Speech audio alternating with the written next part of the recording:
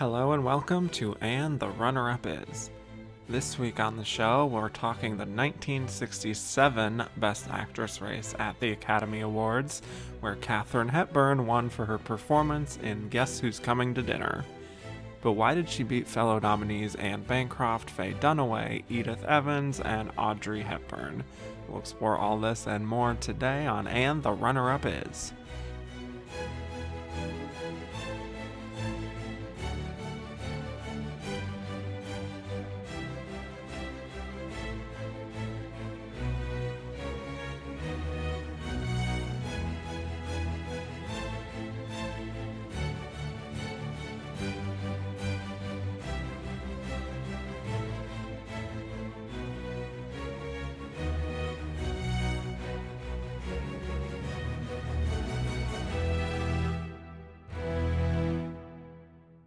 Hello and welcome back to And the Runner-Up Is. I'm your host, Kevin Jacobson, here to talk about the 40th year of Best Actress at the Oscars, which covered the films of 1967. We'll be discussing why Katharine Hepburn won, why the losers lost, and who we think was the runner-up of this Best Actress race. And my guest today is a senior writer at Entertainment Weekly and also co-host of the Hollywoodography podcast. She also has a novel coming out soon that seems very much up the alley of listeners of this show called It Happened One Fight. Please welcome to the show, Maureen Lee Lenker. Thank you for having me, Kevin, and thank you for that lovely introduction. Yes. Well, I am really very excited to be talking about this very iconic year as someone who is also a fellow person who loves classic Hollywood, old Hollywood, and Hollywood history. This is a big one. Oh, huge, for sure. I mean, what a year for cinema on the whole. It's a pretty important one. Yeah. And it feels like all of the Best Actress nominees kind of represent a different thing to old Hollywood, new Hollywood. It's all in a mix here. So, absolutely. Yeah, I'm really excited to get into it. But before we talk 1967, let's talk about Best Actress as a category. So my first question for you, Maureen, what is your favorite Best Actress win of all time? This is a really, really tough one, but I think I'm going to have to go with Vivien Leigh, but a tie for both Gone with the Wind and Streetcar because I cannot pick one of those performances over the other. And I almost feel like you can't have one without the other. Like Blanche is so much the opposite side of the same coin as Scarlett in a lot of ways. And she's been my favorite actress for a very long time. I think she's incredible. So yeah, it would be that. Excellent choice. Well, yes, I have raved about both of those performances, so we're definitely in the same camp there. Well, we love our winners, but we also love our losers. So my question for you is, what is your most heartbreaking loss in Best Actress? Oh, man. I mean, I think I'm going to have to go with the very stereotypical and popular answer, which is Judy Garland from A Star is Born.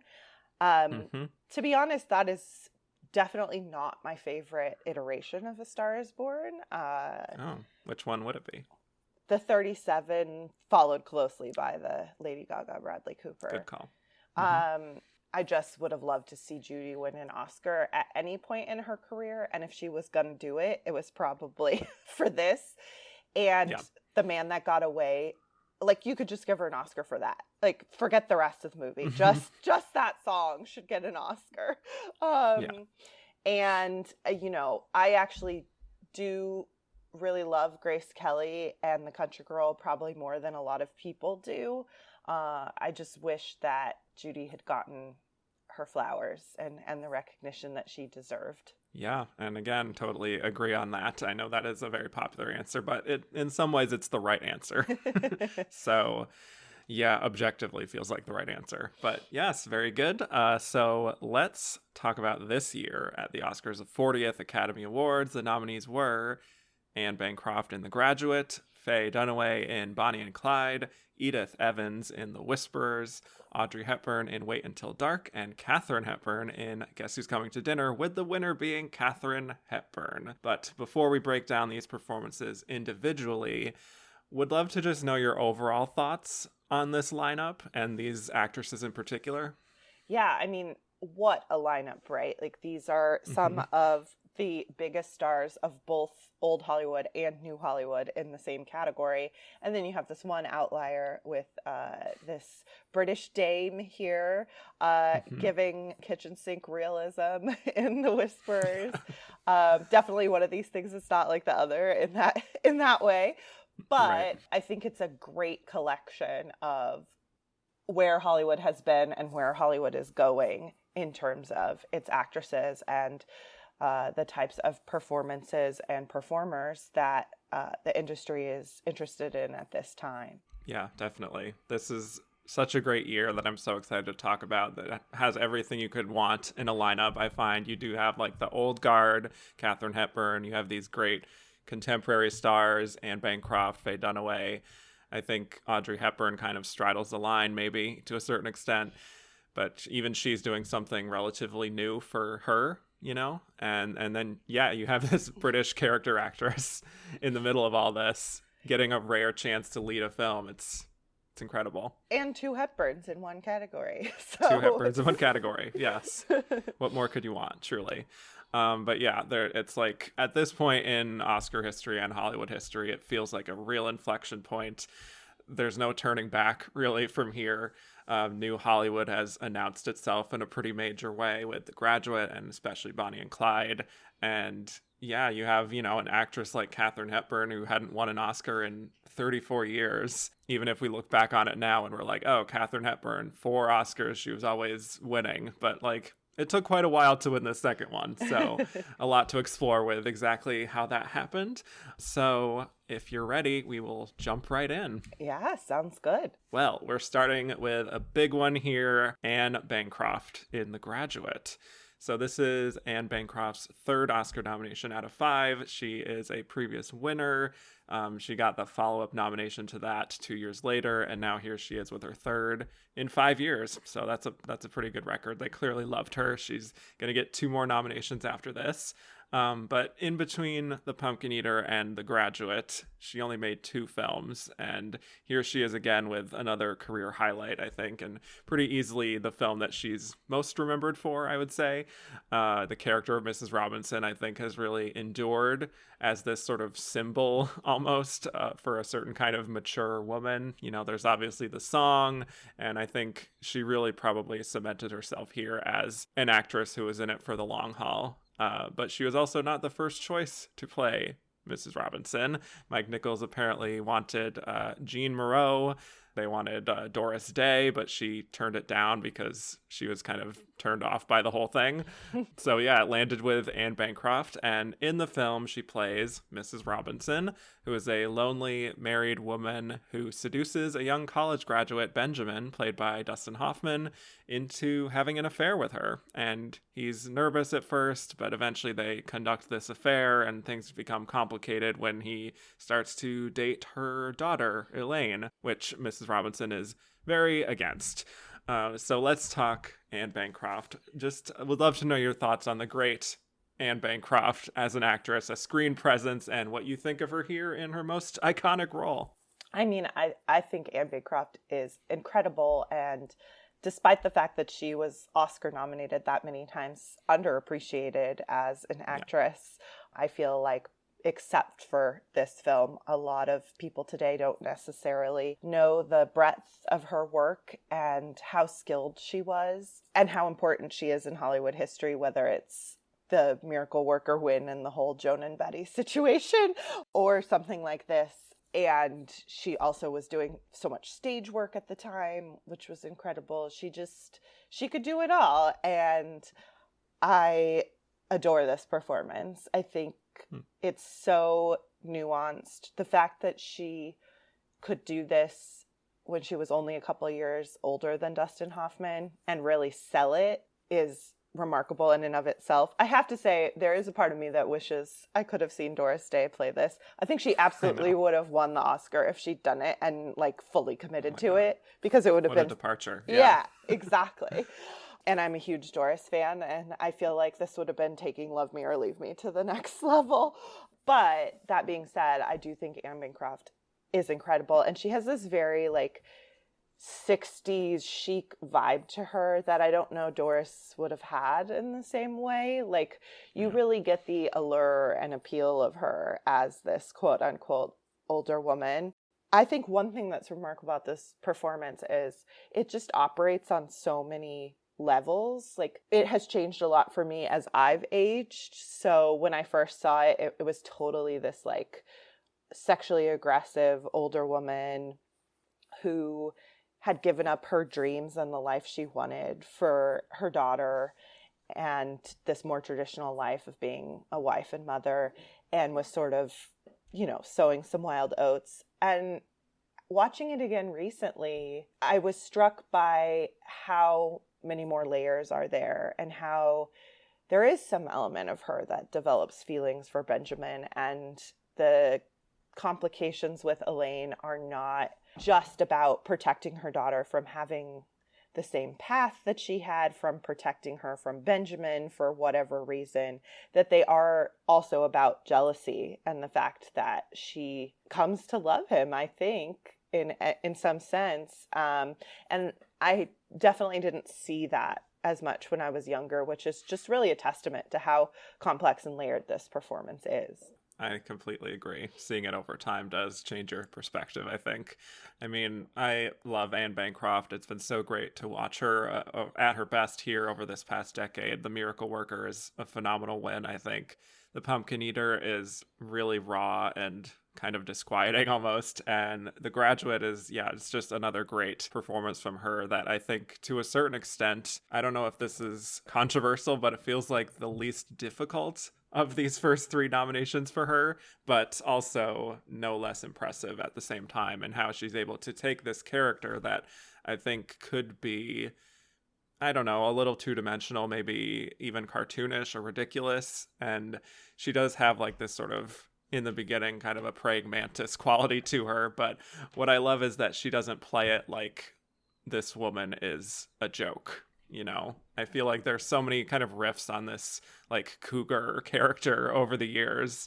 I think that's really been the case in the past few decades, I would say. But I think she gives that very mysterious kind of complexity and an inner life in those sort of faraway stares that she gives and the silences. And I think that's what separates her from some, you know, lesser actresses who could have played this part maybe. So yeah. I also think in the beginning, like you said, it could be very one-note. It could be very, like, just aggressive creature. But you feel as off balance and confused as Benjamin does because of her performance. You're not quite sure what she wants or why she wants it. She lets you know just enough at the exact right moment. And I think the fact that this performance both sort of sets or establishes that, like, cougar trope in some ways, but always transcends it, is an example of why she's nominated in this category. Because, as you say, it could be something much more simplistic than it is. And I think a lot of people assume it's much more simplistic than it is. Right. Yeah, I feel like she understands the sort of pain and the loneliness of it. She already played a somewhat similar character like this in The Pumpkin Eater, but unlike there, she gets to have a little fun here, which is nice to see, you know, because the Pumpkin Eater, I don't know if you've seen it, but it's very like British kitchen sink drama, kind of unrelenting kind of thing. Here, it's like, you know, she gets to be sort of slinky and seductive, and she's so in command, I find, of, you know, whatever scene she's in, whenever she's in the room. And I really do think she's able to show the dissatisfaction and the pain of Mrs. Robinson. And it's like now she's sort of seizing this opportunity to try to inject some life into herself again, you know? And I think it really does speak to her instincts that she doesn't just turn it into like a broad comedy type of thing. Yeah, and I love that she gets to be sexy and fashionable here, whether it's the dresses she wears and has Benjamin help her unzip, or the like very predatory animal skin coat. Because I do think, even though she's been showing us what a phenomenal actor she is up until this point, she's tended to play like fairly dowdy characters. And so it's nice to get to see her kind of unleash that sexuality. I think this performance is the one where you're like, she was married to Mel Brooks? Really? Oh, yes. I love that. And so I love her sort of embracing that and really taking a bite out of that as well, and not being afraid of it in any way. Right. And also in reading about the behind the scenes making of the film, I got the sense that she struggled to sort of wrap her mind around the role at first and exactly how do I play this. And they ultimately settled on anger being her primary kind of emotion, and she was able to sort of lock into that. Do you feel like that you see that sense of anger sort of boiling in some of it? Like, absolutely. Anger, regret, whatever, mixed. Yeah, that kind of there's thing. like a resentment there. Absolutely. Right. Whether it's directed at a specific person or just at the world in general. We're just about to plunge into second wave feminism in 1967. All of that is starting up. And I feel like this is like a quintessential sort of dissatisfied, angry woman performance with a ton of nuance, where you're like, you have resigned us to these roles that are really dissatisfying, and it comes out in these shocking and interesting ways. And one other thing I wanted to note is also that, she is not what I would consider the lead of the film. Obviously Benjamin is the lead. So there is a question of, is she in the right category fraud, ?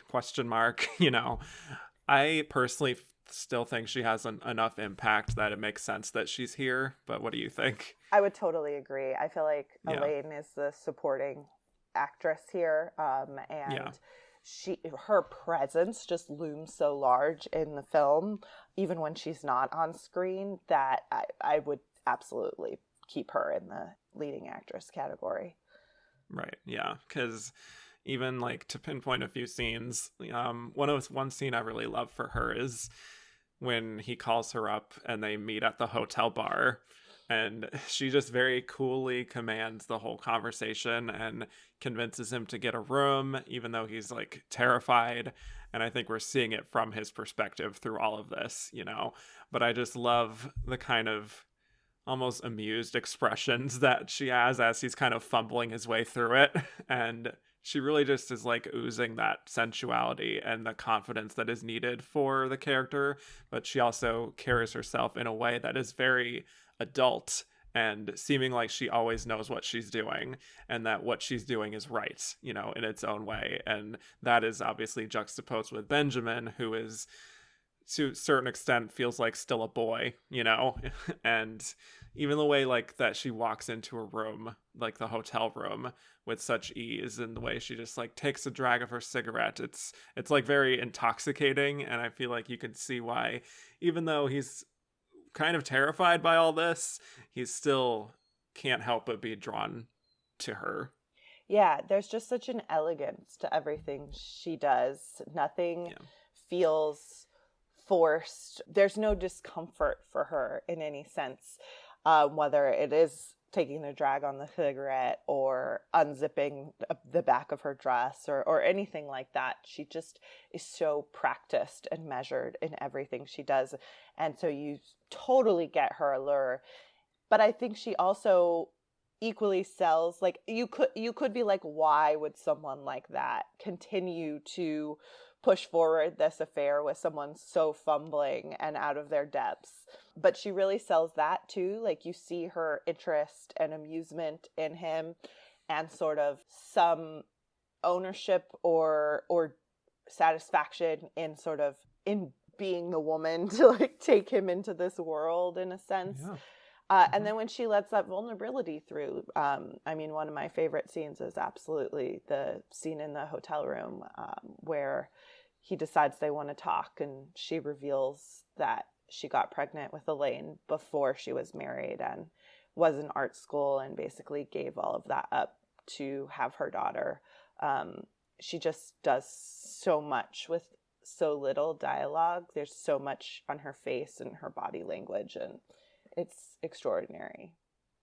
Yeah, that scene is a very clear highlight of her performance. And again, the silences, the staring off into the distance, again, like, some of that could come across as blank in another actor's hands, but she says so much without having to say anything, even when he says, like, that you must have lost interest in art or something when she was younger.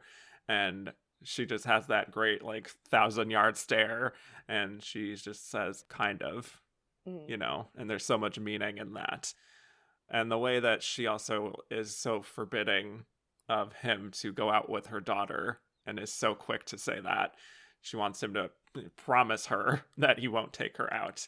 And I feel like maybe you don't know at first if it's because she just wants him for himself and it's as simple as that, whether she thinks maybe kind of poorly of him to a certain extent, that he's not good enough for her daughter, or like what exactly it is. But I feel like there's also such a certainty in her delivery in that scene, and she navigates the sort of nuance of it in a way that it makes you feel her woundedness in a way that maybe you hadn't up to that point. Absolutely. I mean, I think it's any and all of those things at once, and I'm not sure. She's absolutely certain she doesn't want it to happen, but I don't know if she even knows the full extent of the why herself. Right. And the contrast between like the self-assuredness in the very famous seduction scene in the opening versus the vulnerability in that moment, and the sort of through line between all of those things is really remarkable. Yeah.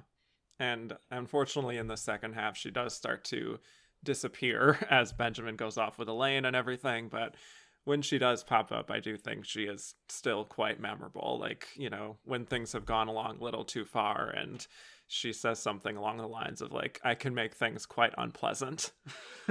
that's you really feel the impact of that too. She's prepared to tell her daughter everything, and there's such that laser focus in her eyes that, she means it. But of course, then he gets ahead of it and tells her himself, and which really just crushes her, Mrs. Robinson. And I love that scene where we just pull away very quickly, the zoom out. It's very impactful. Yeah, that's a great direction by Mike Nichols there. Really effective camera work. And I think the look on her face there is, she seems so vicious and ready to go to the mat when she tells him that. But then you see there that she probably wouldn't quite have gone that far in telling her. Right. And now she's horrified that her daughter knows that this happened. Yeah, it's a very complicated situation that she's having to navigate. Definitely. But, whenever he comes around again and breaks into her house, and I love how she just like very calmly calls the police. She doesn't even raise her voice, she's just fully jaded, I think, by this point. But honestly, like, that speaks to her whole performance, is that she doesn't have to scream or cry or give these huge speechifying monologues for you to fully appreciate what she's doing here. She understands, who this character is, and that she would not be the kind of person who would sort of fly off the handle and just be super emotive with these things. So yeah, and then it makes her actually flying off the handle at the very end that much more powerful, where she's like been pushed to this breaking point and of like sort of a public rage that she would never really allow herself to display when she's fully in control of herself. So it's a perfect contrast and build to that moment as well. Yeah. And that I would say that feels earned in the end. Absolutely. Yeah, the whole ending sequence, I did want to talk about I feel like there's a look of recognition that she gives at the end before she sort of lashes out and everything. And it's almost like this feeling of like, I knew this was going to happen, and maybe I'm a little bit proud in some respect that he was so willing to fight for my daughter, but also I still kind of hate this man. So it's like all of these conflicting emotions all at once as he's like banging on the window. It feels like she's maybe not surprised, but she still curses him out, obviously. Yeah, I think there's definitely a sense of her that always knew something like this could happen, and they've prepared for it, right? Like the church is locked. They had it in Santa Barbara and not in Pasadena.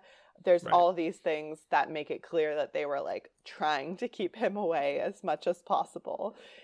But as you say, there's sort of like almost a satisfaction in like, yes, he did arrive. He did go through with this. It's also interesting because it's like she basically kind of arranges this marriage that Elaine is about to go through with when he comes to the church.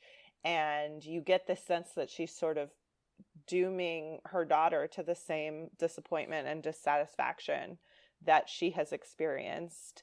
And that is so complicated as well in terms of like, does she want her daughter to have to experience this? Does she resent her daughter for causing this and therefore feel like she deserves to go through the same thing? And how much is Benjamin coming to take her away, like also in some ways a little bit of a relief because it's freeing Elaine from this future potentially? It's just so complicated, and I think that the complexity of it is sold a lot through her performance.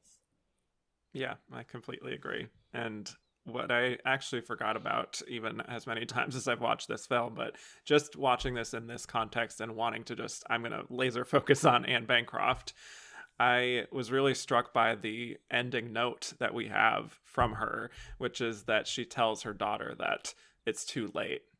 And Elaine says, not for me. Yeah. And that's just how we kind of end it with the Mrs. Robinson story, you know, that she has to reckon with the fact that, yeah, it is maybe too late for me to change what's happened in my own life.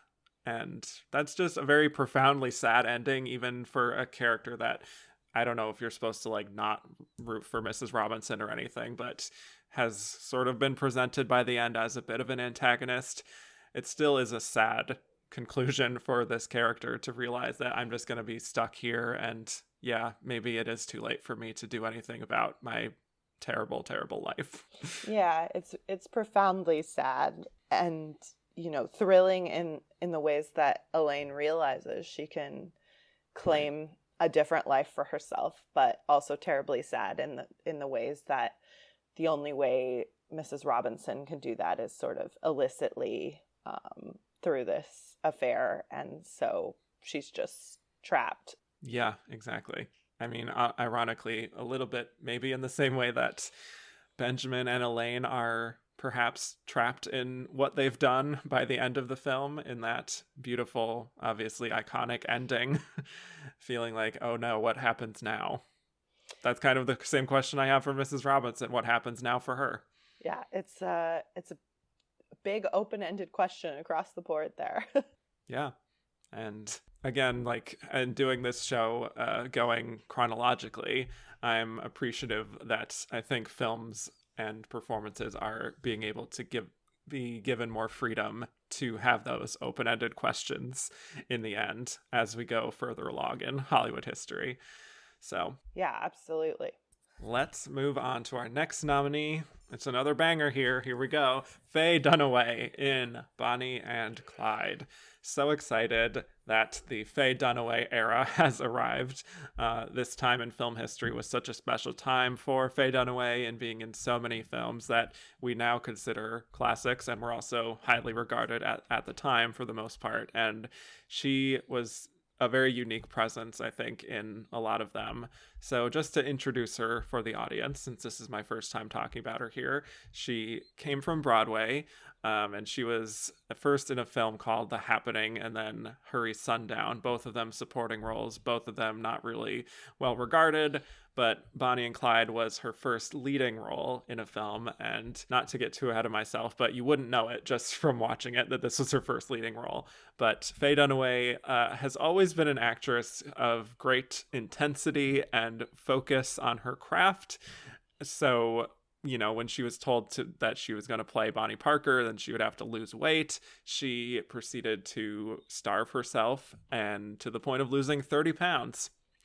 And yeah, that's how she was able to get that super thin look that she has in the film, which, you know, you can place any kind of judgment on that, obviously, but it does speak to her drive and her passion for her craft. But Bonnie and Clyde, it's about the real life bank robbers, Bonnie Parker and Clyde Barrow, played by Faye Dunaway and Warren Beatty, who meet and fall in love and decide to rob banks, you know, for the thrill of it, for what they could do with the money because of it, all those things. And along the way, they are joined by a car mechanic and Clyde's brother and his wife as they try to just evade the law. So let's talk about Miss Faye Dunaway. You had mentioned to me, I think, before this, you know, getting a chance to see this again on the special presentation on the big screen, right? Yes, the Academy yeah, I'd love to know your Museum. thoughts on that. Yeah. Yeah, the Academy Museum out here in Los Angeles screened it on film at the end of January, which was amazing because it very rarely is shown on film. I don't think there's necessarily that many good prints out there. And it was so wonderful to see in that sense. I mean, to have this be your first leading performance it is so complete and so self-assured, and there's not one false step. And it's interesting because our first season of Hollywoodography, we did Natalie Wood, and Warren Beatty really wanted Natalie, who he dated on and off for a while, to play Bonnie. And similar to Doris Day as Mrs. Robinson, it would have been a huge departure for her in playing someone a lot more, not such a good girl as she was sort of accustomed to playing in a lot of ways. But I do think, similar to Anne Bancroft, that they're just, Bonnie and Clyde would not be the cinematic masterpiece that it is without Faye Dunaway's performance. She is just so soulful and alive, and additionally, like, her look in the film is so iconic. She wears clothes in a way that's hard to describe.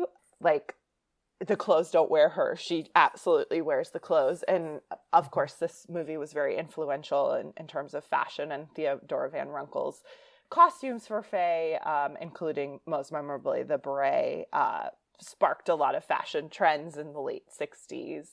And I think that's just because she's so striking and interesting and unique looking, which really adds to Bonnie's whole allure of wanting to be someone who is remembered and who does something and makes a mark, and someone who wants to be loved pretty desperately. So yeah, I mean, Faye has arrived, and in what a way.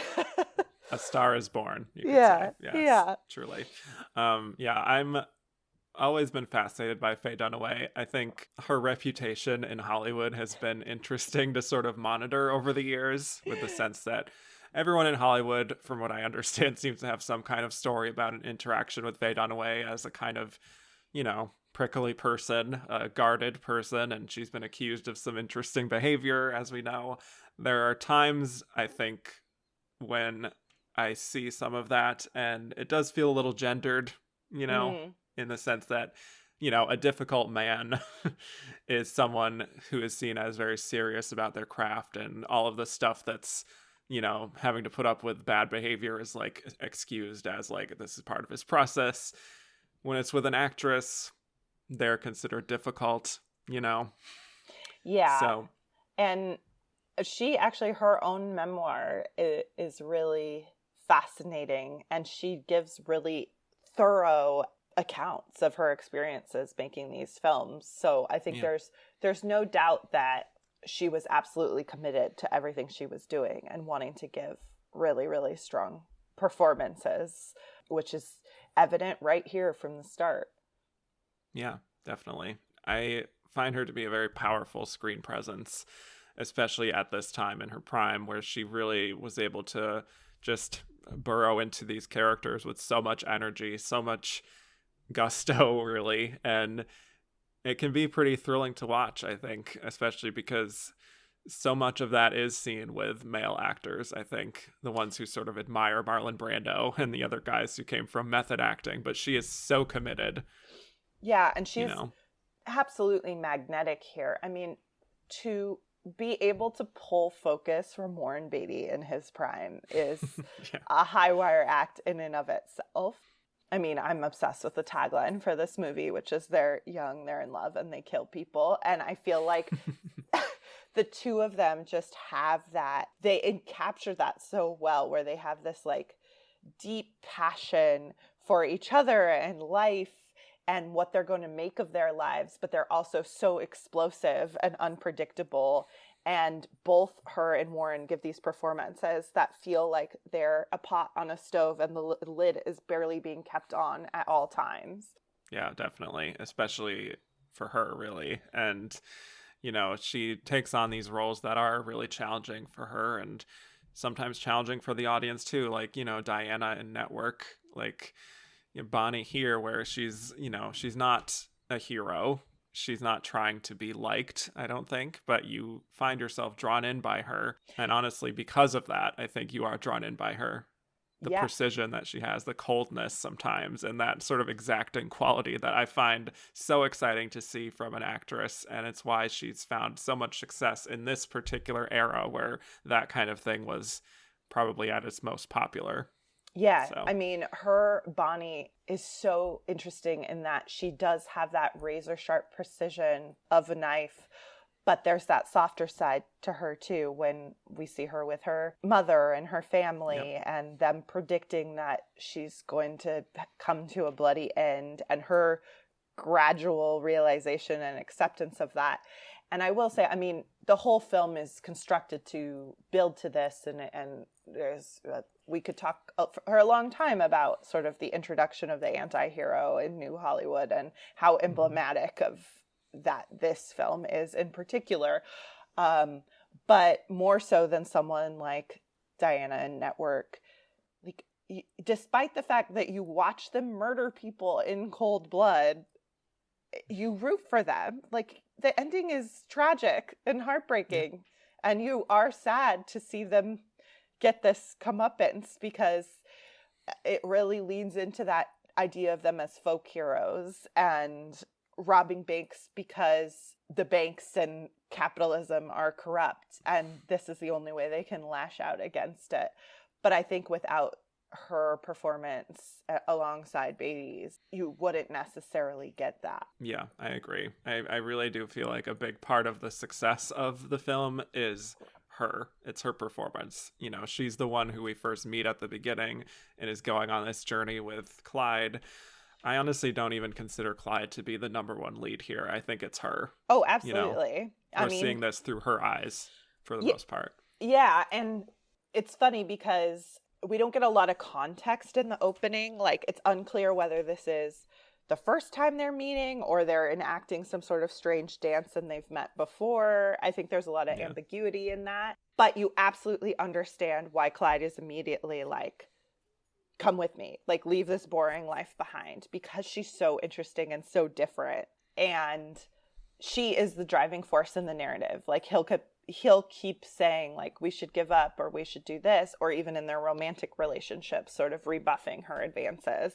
And she's the one who keeps pushing and keeps trying. So she really is the propellant here throughout. And I mean, granted, it's a totally different type of performance, and she did win for it in Best Supporting Estelle Harris here. But, like, you know, if someone Estelle Parsons. Sorry, Estelle Parsons. It's all good. But had Estelle Parsons for some reason been considered to play Bonnie, like, it just wouldn't work. Like, it's just they're such different requirements. Yeah, even just from the beginning, I love how kind of restless and sort of nervous and nervy she is. I love how even in those first few scenes, you know everything you need to know about her, just in how she's sort of modulating her performance. Like when she asks, what's it like, armed robbery? And she's got like this curiosity and like this, almost like this hunger to be a part of something. It's like, that's Faye in a certain respect. Like, she understands that. I know she also struggled to adjust to being a lead and all the pressures of that. And, you know, there were stories behind the scenes that she was, you know, holding up filming sometimes because she wanted to make sure it was right and everything. But at the same time, I think you see a lot of that nervous energy channeled into this performance. And that's sort of like, I need to get this right, and this is my one shot, like as Bonnie, this is my one shot of like breaking out of this town and doing something with my life. And for Faye, this was like, this is my big leading opportunity. I can't blow this. I feel like it's kind of like almost in concert with each other in a way. Absolutely. And I think both as Bonnie and then just as Faye herself, there's such a paradox at work here where you have this coldness and the sharpness and precision, but you also have the soul of a poet and the soul of an artist. And that is clearly true of Faye herself, but it is really essential to who Bonnie is too. And that in spite of this cold-bloodedness that she has, there's also an inherent romanticism and need to romanticize herself and her life and everything that is happening to them. And we see that finally come out in this Ballad of Bonnie and Clyde in the film's final act. But that is something that I think is so true to the core of who Faye is as a person and a performer, that it makes Bonnie that much more alive and electric and interesting. Right.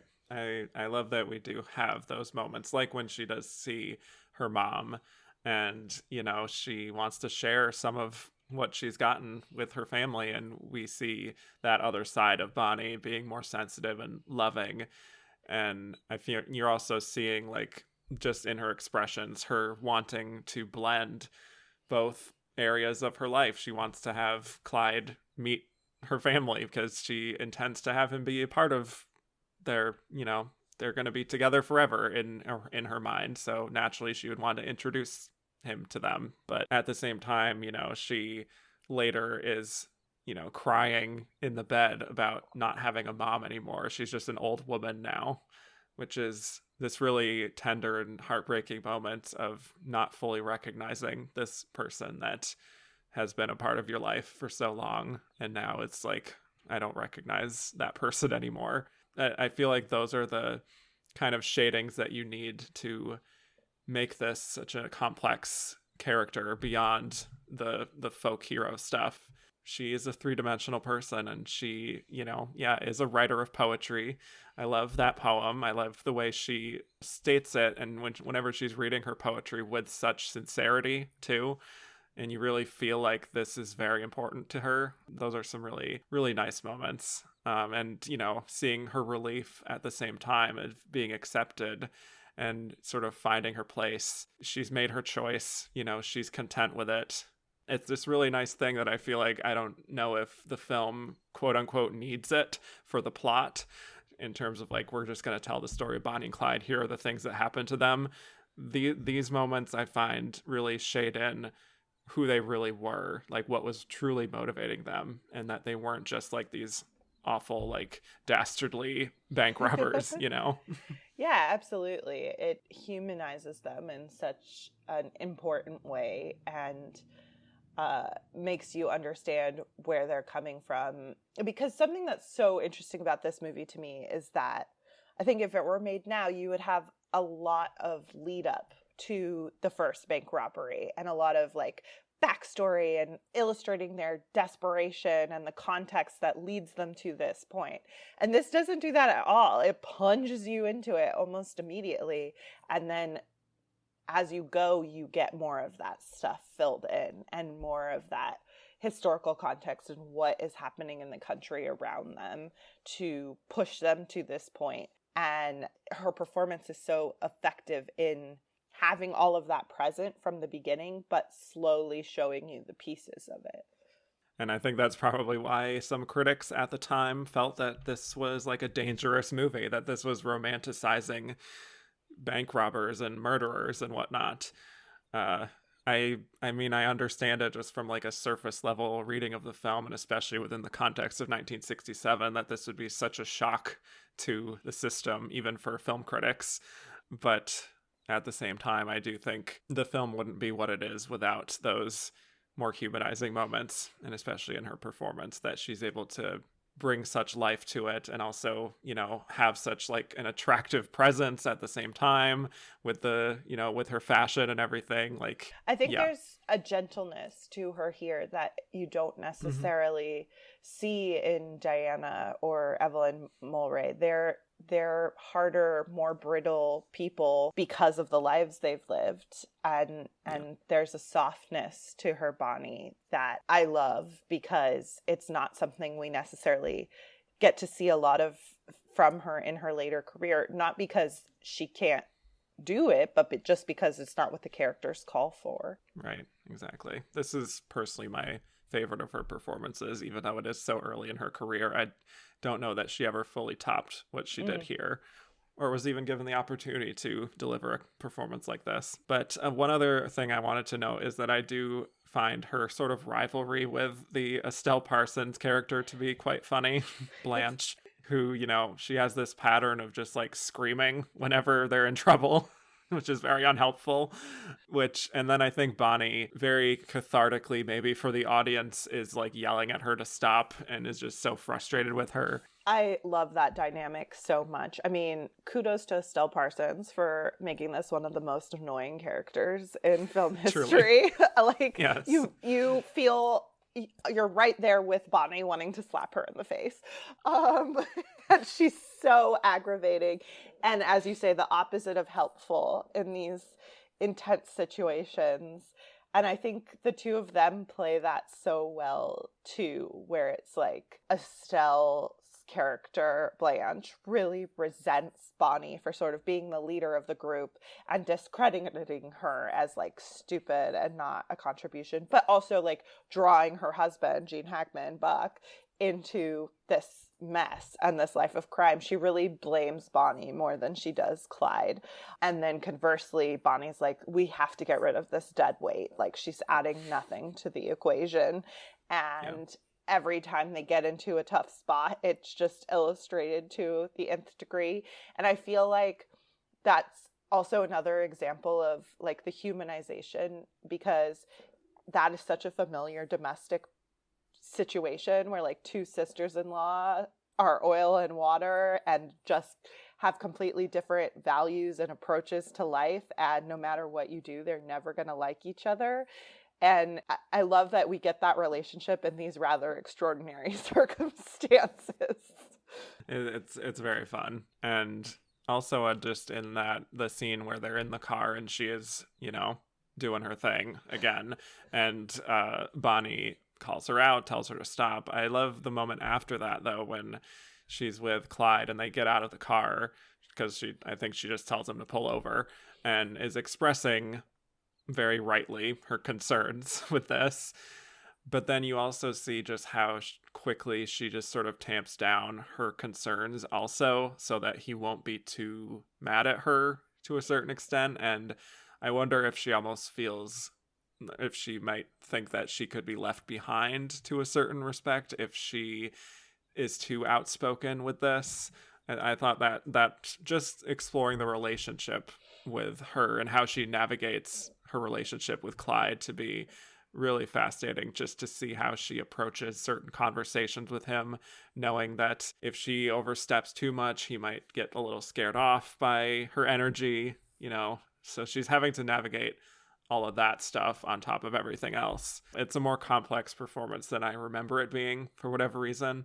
That, like, when I think about Bonnie and Clyde, I sort of do think about just kind of the ensemble nature of it too, and just, the ending and just the impact of it all. But then watching it again on this rewatch, you feel the emotional through line of her character and everything that she's having to navigate on so many levels. Absolutely. I mean, there is that sense always that she is the outsider here because Blanche and Buck are married and she and Clyde are not. And there's, always clinging to that possibility that it would be easier to dump her than anyone else. Right. That's the thing. So it's a very impactful performance. The ending, I think, is also very impactful, especially for the very silent but still meaningful looks that she gives when she realizes what's happening, and this is the end of the road, quite literally, for them. It's really interesting because you feel like she has a little bit of that feeling of like, I've accepted my fate. Like this was probably how it was going to end in the first place. And maybe I was kidding myself to think that we could have been like lifetime bank robbers and lifetime lovers and whatnot. Like this was always going to end in something like this. Maybe Yeah. not to such a brutal extent of being like shot dozens of times, but still. She has a tragic inevitability to her that Clyde does not. Like Right. Clyde is very Right. happy-go-lucky and assuming that no matter what happens, they can always get out of the situation, whereas she has this sort of acceptance, and she plays those final moments so beautifully in sort of that aspect of it, but also trying to convey her love to Clyde in those final moments and go down together in that sequence. And I also just have to credit her like for the physical performance in that scene, because she's sitting in a car and she's supposed to be getting riddled with bullets, and they actually tied her to the steering wheel so that when she fell out of the car she wouldn't fall all the way out. And she really sells that. That is not something that's easy to do believably, and she does it brilliantly, because I would say Warren has like a little bit of an easier trajectory there, where he sort of gets hit when he's out of the car and then falls over and tries to come back to it, where she just sort of has to like get riddled with bullets in the car seat. So it's also, I think a lot of times we don't necessarily think about the logistics of that, but she does an excellent job with it. Yeah, I didn't even think about that either, but truly like that, and it looks very believable. It looks very realistic, almost uncomfortably realistic, especially for the time. I imagine some audiences being like, Jesus, yeah, this is intense. It absolutely was the most violent American mainstream film that had been released at that time, and sort of unflinching in its violence and in ways that still resonate. Like obviously there are much more gory, violent things released today, but there is still a starkness to the balletic nature of the violence here, and how in your face it is. Yeah. And so it leaves a lot of impact, I think, by the end there. And you're kind of just watching shell-shocked almost, having gone through that and being on this journey with them and realizing, oh yeah, they do die pretty young, ultimately. I don't know how many people actually knew the story of Bonnie and Clyde per se, beyond a few legends and whatnot going into it, but still, you still feel almost a sense of surprise by the intensity by the end. But yes, love this Faye Dunaway performance. Do you have any other thoughts on her before we move on? No, I think we've covered it. Okay. All right. Well, our next nominee is Edith Evans for The Whisperers. Super fascinating nomination here for Edith Evans, Dame Edith Evans, I should say, who is a British character actress, widely celebrated stage actress who was in stage plays dating all the way back to the 1910s. And she really kept up her stage career all the way through the 70s. If you look at her full list of stage credits, like, it's a lot. It's a lot. And she was very well respected. And by comparison, her filmography is much smaller. She had done a few silent films during that era, but then it wasn't until 1949 that she started up her film career again. And, sort of playing a lot of the haughty noble women and rich upper class sort of thing, like a modern example, a modern comparison would obviously be like a Maggie Smith on Downton Abbey. Like that's the vibe, the snooty upper class woman with high standards, which was very much what she did with Tom Jones, which was her first nomination, but in supporting.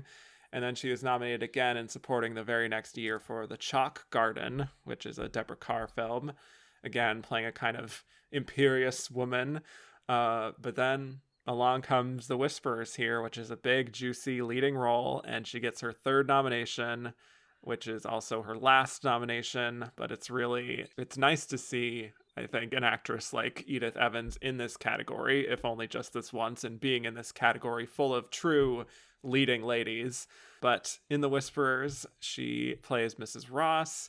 an elderly woman living in London. She lives alone. She's of a lower class, but she also is hearing voices in her building, and it's not always clear if they're real or if they're imagined, because there's also a family living upstairs, and she has a son who occasionally visits her, and one day he hides some money in her apartment, which is stolen money.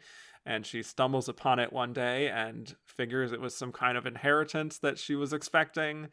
And when she tells a friend about it, who's not really her friend, her money gets stolen, and it's a whole mess. And I'm sure we'll get into some of the later details of the film, maybe in this discussion. But let's talk Edith Evans. Did you have any kind of feelings on Edith Evans, maybe even before watching this film? Or what do you think of her nomination here? Well, I definitely do love her haughty performances. The Importance of Being Earnest is one of my all-time favorite plays, and she is such an iconic Lady Bracknell. Mm-hmm. I just adore her in that. In terms of this performance, as you said, it's certainly a departure, her playing this sort of like working class woman who is losing touch with reality.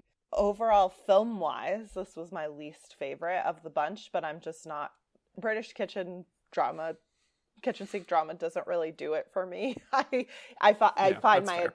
Attention just wanders a lot of the time. It's just so bleak and unrelenting that I find it hard to connect. But that being said, I do think her performance in this is really something special and shows the incredible range of her as a performer, because I really had to go back and remind myself of the other work she had done, because I'm like, maybe she really was just like a doddering old lady, and she wasn't at all. So she makes you utterly believe that she really is this person like slowly losing her mind. Yeah, definitely. First of all, with Edith Evans, just I've seen her nominations. I am not a Tom Jones fan at all. I think she's fine there. Don't really think it's nomination worthy. I think she's better in The Chalk Garden, which I watched for this week just for context, just to see. And she shows, I think, that she can do a lot just with like a change in her facial expression or like a little quirkiness in her line reading.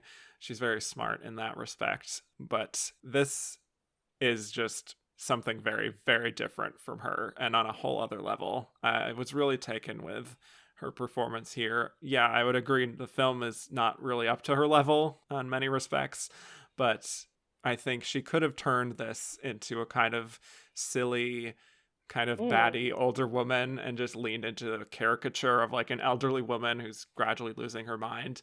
There's a little bit of that here, maybe you could say, but I really found a lot of honesty actually in her performance and a huge lack of vanity. It's one of those performances where we may not know everything about the character or how it is she's feeling at all times, or even what's going on, whether we're supposed to believe that everything she's hearing is real or if she's just hearing voices. Even those moments where she's just puttering around in her apartment, or she's like sitting at a table, or she's at the library and she's taking her shoes off and because she wants to warm her feet. Even in these like smaller moments, I do just find myself very curious by whatever choices she's making. And it feels extremely intentional without calling attention to itself either. Oh, absolutely. There would be an easy way to kind of make this a caricature and mock the character and not respect it. And that's absolutely not what she is doing. There's so much empathy in this performance for this woman and the sad state of her life and the ways in which the other people in her life all take advantage of her. I mean, I think that was why I struggled to connect with the film as a whole, is that it is just so harsh and like poor woman cannot catch a break. Like, and her performance is devastating, like how isolated and ignored by society she is and the ways in which we see that impact your life. And as you said, absolutely no vanity.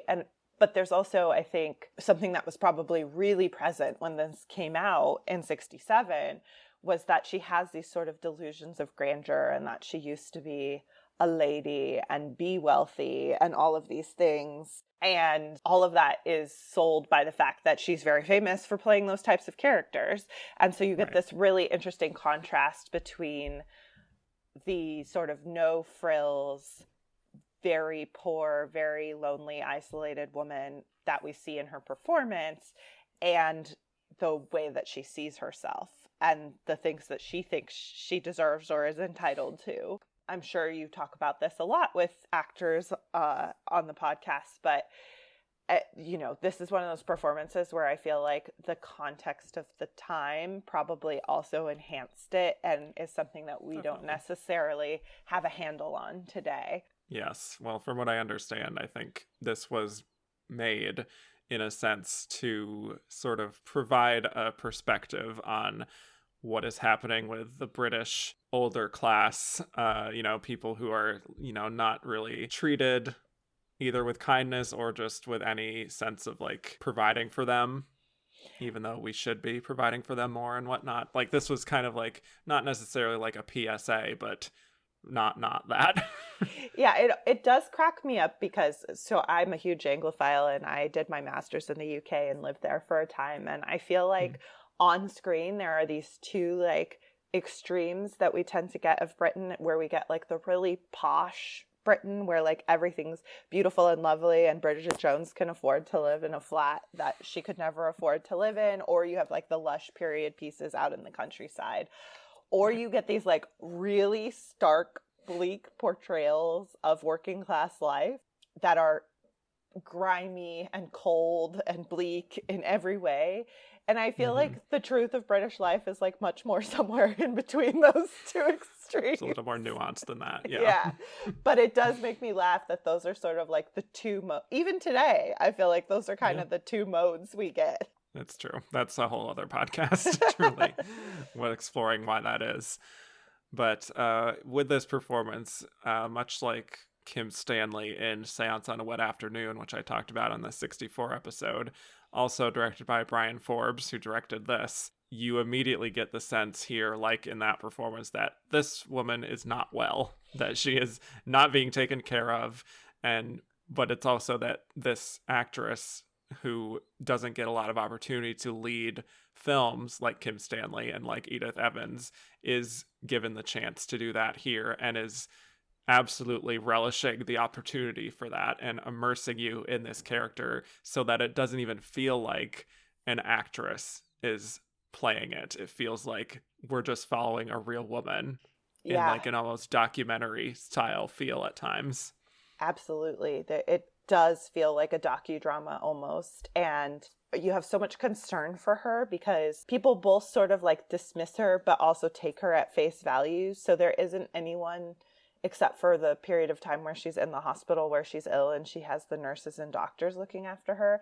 There is no one who has her best interests at heart and is willing to like dig deeper and see what she needs and whether the things she's saying are true or not, because she's also very proud and denies that things are as bad as they are in a lot of ways. Like she's very clearly a hoarder in the beginning, and this man comes to her apartment and he's like, you have this room of papers and books that are a fire hazard and you just need to get rid of them. And she's like, no, it's my library.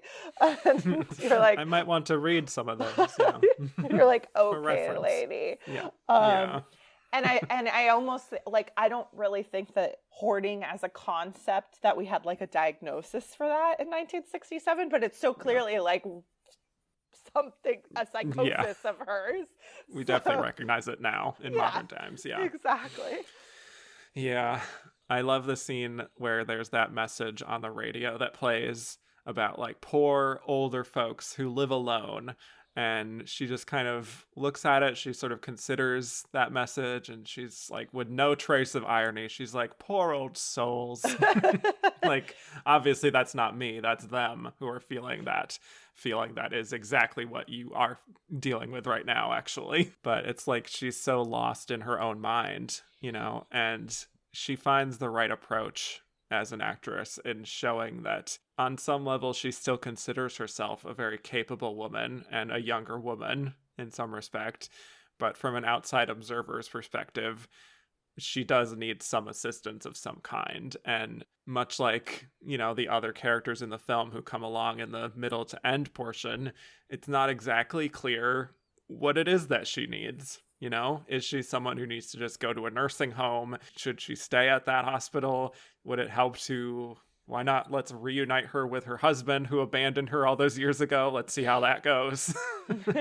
But nobody really knows what to do with her. And yeah, it does kind of speak to, I guess, the purpose of the film, which is to promote some kind of awareness about elderly people in British society at that time, probably still today, I would argue, who are being overlooked or forgotten or laughed at, and really showing that they're still human beings like us and they deserve to be treated the same as everyone else. And I think you also feel the heartbreak where she does show some life, in those lighter moments, like when she's just like singing her heart out at the soup kitchen, those like hymns, which is also like this area of like worship, and the people around her are making fun of her, and like one of them calls her an old cow. It's like, yeah, it's heartbreaking. It's really just a study in how these people slip through the cracks, and what, right. A sort of urgent plea to, recognize that this is happening and what can we do to prevent it. And I mean, she does almost get there, like back to a state of like a more normal, functional life, and then it all crumbles. So it's a really fascinating, like, social study in that way. Very much so. I also wanted to talk about this very important scene in the film, which is her reaction when she inadvertently opens up this package that her son had stored in there, for safekeeping, which turns out to be a whole bunch of money, and, her shock of that. And then that sort of leading to like this uncontrolled, like, giggling. And then after that turned into like crying. Like, it's a full spectrum of emotion that she's experiencing at this time, because she truly does not even know what to do with herself in this moment. I enjoyed that scene, even though, like, again, that's another scene that if another actress played that could be very almost campy, and over the top. Yeah, but she does it with a level of restraint that makes you be like, yeah, that's probably the range of emotions and reactions I would have in that situation. Right. Yeah, it's just this, like, I don't know how I'm supposed to react to this moment, but either way, I have to, like, get it out somehow. Yeah, it's that, like, state of shock that comes out in, like, a myriad of ways. Right. So then, of course, naturally, because she sees herself in this light that is, of an upper class, even though we don't fully know exactly what her background is, I don't think we ever truly get the real story there. But she seems to think of herself as like this noble woman. But when she's bragging about this to this other woman, Mrs. Noonan, who, flatters her by calling her a lady and whatnot. And you see that change, I think, in Edith Evans' body language there. And she's like, oh, yes, I am a lady. And how much she, like, takes her in after that, just for the simple fact, really, of just paying her any kind of attention. Like, suddenly they're best friends. It's truly heartbreaking the ways in which she falls for that hook, line, and sinker. And also that she just, like, has no concept of, like, if you just came into a bunch of money, maybe don't tell complete strangers that fact. Yes. But, like, also at the same time, who else does she have? Like, who can she really say to tell about this? That's a good point. But, the whole scene of her, Mrs. Noonan taking her to the bar, and Edith Evans, I think, has this really beautiful kind of meandering monologue, talking about growing up at this, like, bishop's palace and how her father was a bishop, and she starts to almost cry just like as she's talking about how they used to dance and how it was like a Christmas card, and it's very affecting. You're right along with her. You almost want to lean in as you're listening to her kind of like softly talking about this time in her life that may not have even happened, or who knows what the true story is, like I said, but you just really feel for her as she clearly is she has nothing at this point in her life. Like, she truly doesn't have anything. She doesn't even have family that she can lean on very much outside of her son, who is nice enough to like check in on her birthday every year. But other than that, she doesn't have anyone else. So it's nice to see her kind of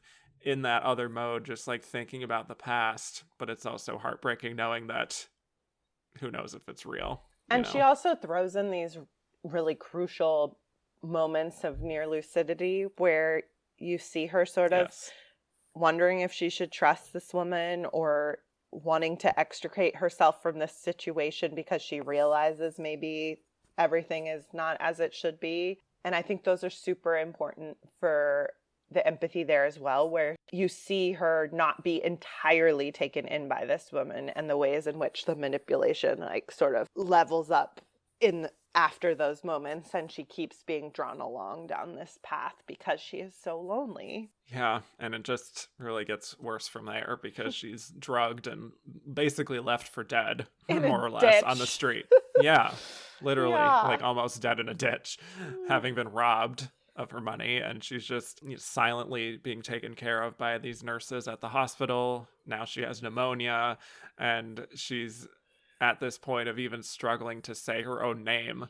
It's really tough to watch, and the film is sort of, after that point, kind of turned over to people around her more so than her. As we saw in the first half, it feels like the second half is more like just her being talked about more so than being, showing them anything from her perspective very much. But then when they do track down her husband, who actually left her behind several years ago, and being reunited with him is a really interesting moment. And that sort of softening that she has when she calls out his name is very well done. But then you do see those moments, like you said, of lucidity almost, when she notes that like he treated her poorly in the past, and she still remembers that. That's like embedded within her. That's not something that she's going to forget. And she peppers in those moments really well. Yeah, it's just a very complicated performance where it could really just be one note of this like doddering old woman. Right. But that sense of dread that you feel by the end, once they are reunited and they have so much tension between them, considering their history together, it's really, really tough. But yeah, she is this emotional through line. And by the end, just seeing her essentially left alone again, and I would argue in a worse place than she was at the beginning, just because of everything she's been through. It's really tough. And you see this really, I found to be very harrowing moment by the end of her calling out to the whispers in her apartment. And I feel like, up to that point, there's been this sense of like, I'm kind of annoyed by these whispers. It's just like, I don't know what's going on around me. I wish they would stop. But then by the end, it's like the whispers are the only things I have left. Yeah.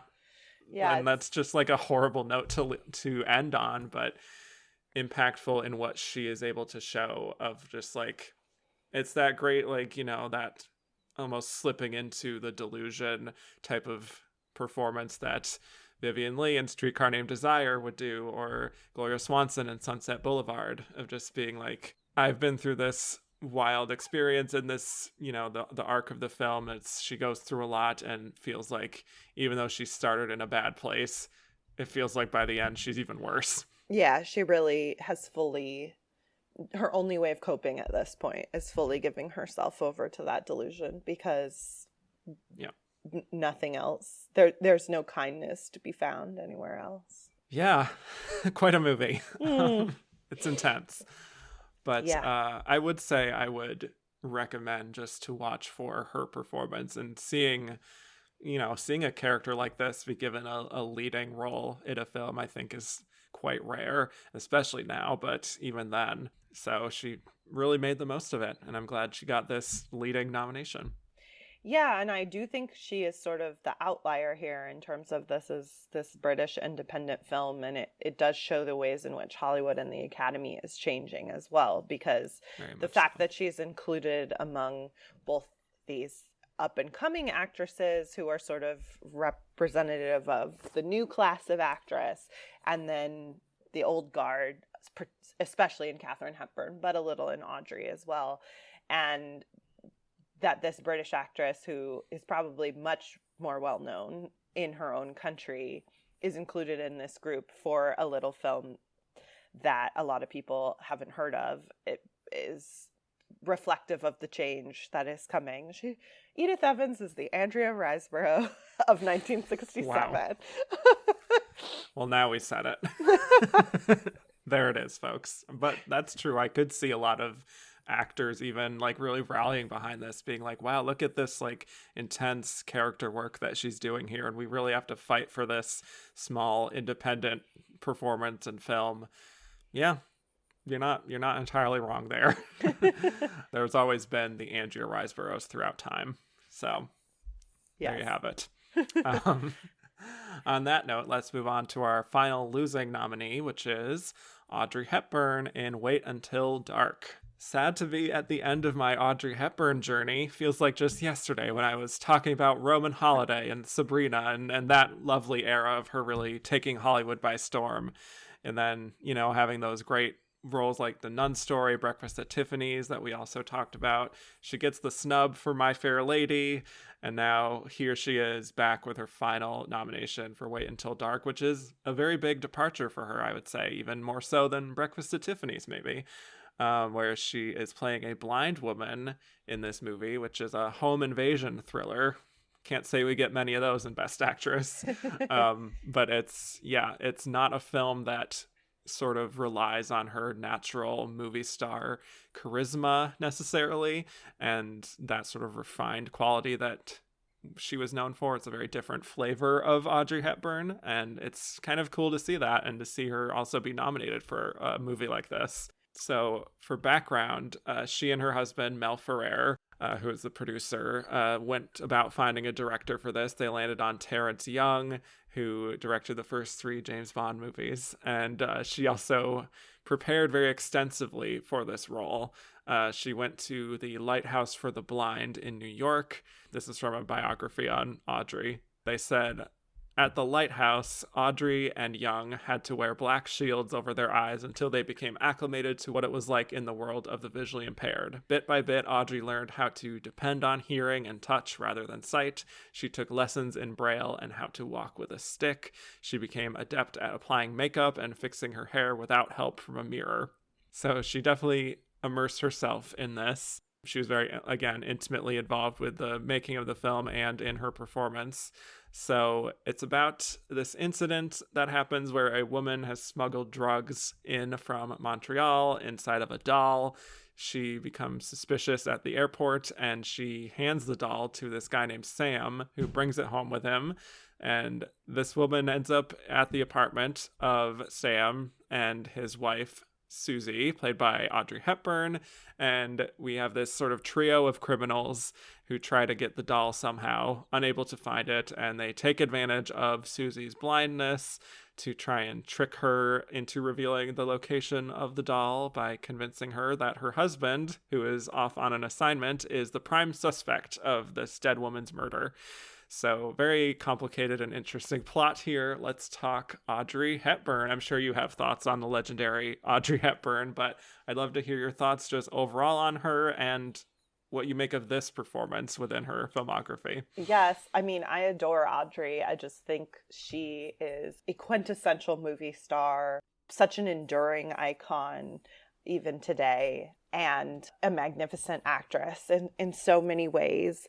And this film has been on my list to watch for a really long time, so I was super glad to finally have an excuse to sit down and watch it.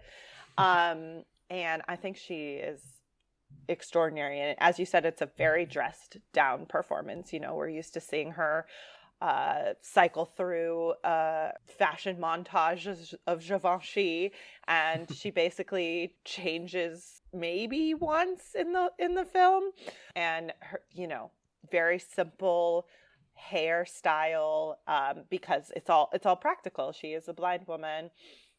She's also a newly blind woman, so she only lost her sight about in the last 2 years and is still learning Braille and learning to navigate with a cane. And but you can absolutely see the work that she put in. It's a very believable, striking performance. And playing blind is like playing drunk to me, where it's like it's very easy to tip over into like really overdoing it and making it feel fake because you're so like, oh, I'm bumping into things or whatever. And she really toes the line of making you believe that she truly can't see, but not over egging it in any sense. And it's fun to see her in a thriller. I mean, one of my all-time favorite movies is Charade, and I absolutely adore her in that. And she is a lot more playful in that, and the stakes, I mean, there's still very high stakes in that, but it just is more fun all the way around because it's meant to be. Whereas this is, you know, out and out, like pretty terrifying, and she's in abject danger at all times. And I really like this as an entry in her canon of performances, and wish that people talked about it more. I personally am not a huge Breakfast at Tiffany's fan. I think it's one of her weaker roles and films as a whole.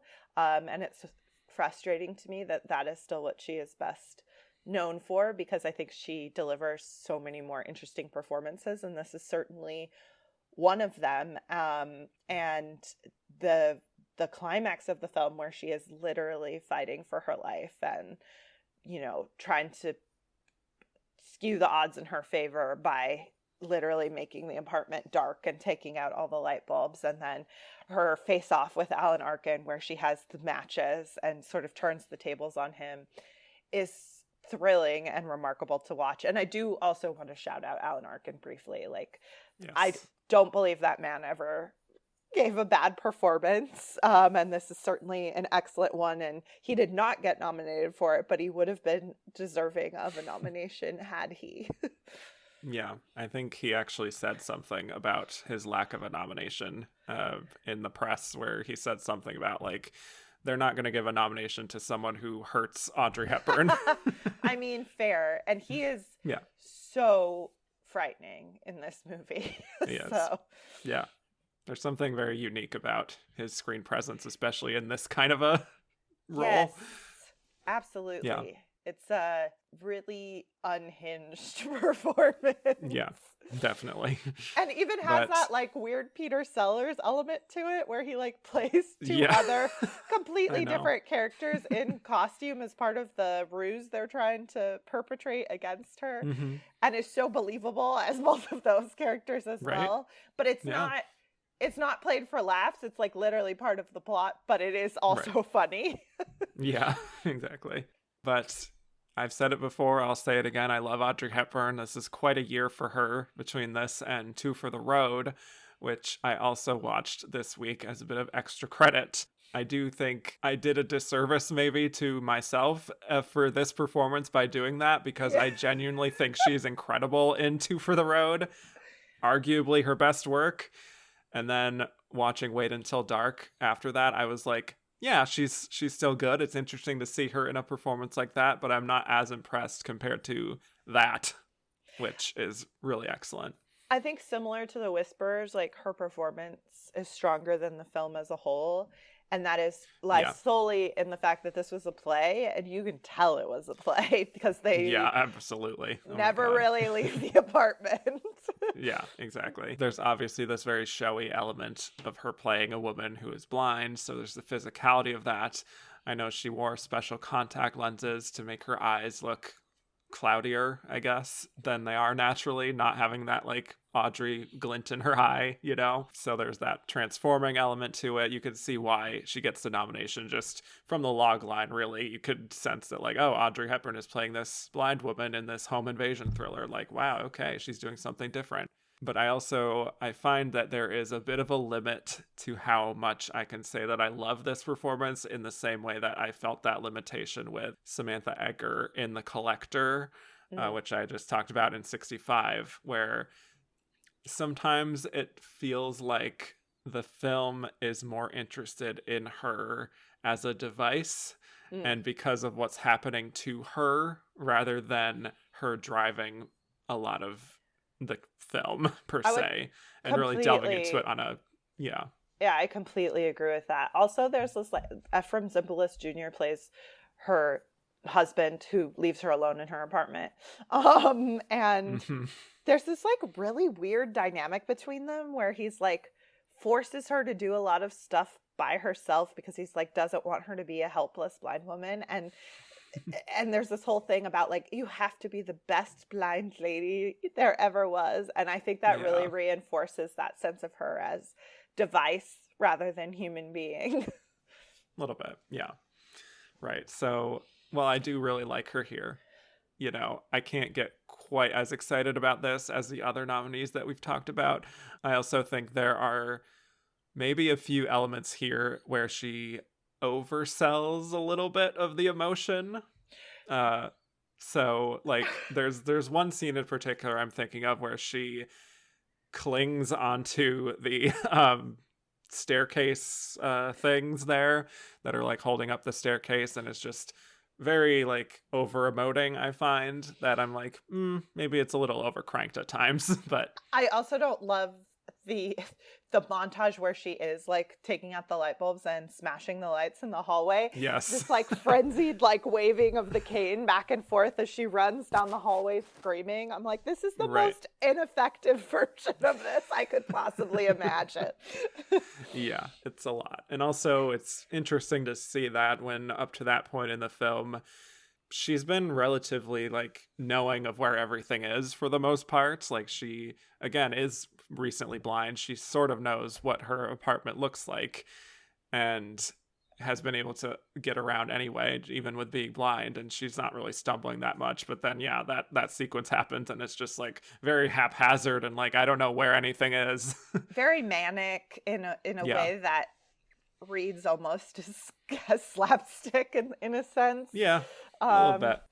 And I would say I would fault the director more in that instance than her performance. But yeah. But I do give her credit for challenging herself in this way, and I do think she shows a more open quality than she did in even like the first few performances that I talked about her that she was nominated for. So that's great. And then, you know, the moment towards the end, like you said, the climax is really tense. And I think she really sells that with her expressiveness. I wish I was a little more taken with her performance, but I think I mostly fault the film for not really giving her a lot of opportunity to go deeper with the character, if that makes sense. Yeah, like I really wanted more from her in terms of questioning like Sam's insistence that she be this like incredible blind lady, and instead the plot sort of supports his insistence in that because she has to save herself in this scenario. So I feel like there could have been a lot more emotional complexity in the writing and the direction than she gets the opportunity to dive into, but that's no fault of her own. And the thing she is asked to do, the physical work, is by and large very good. I think so.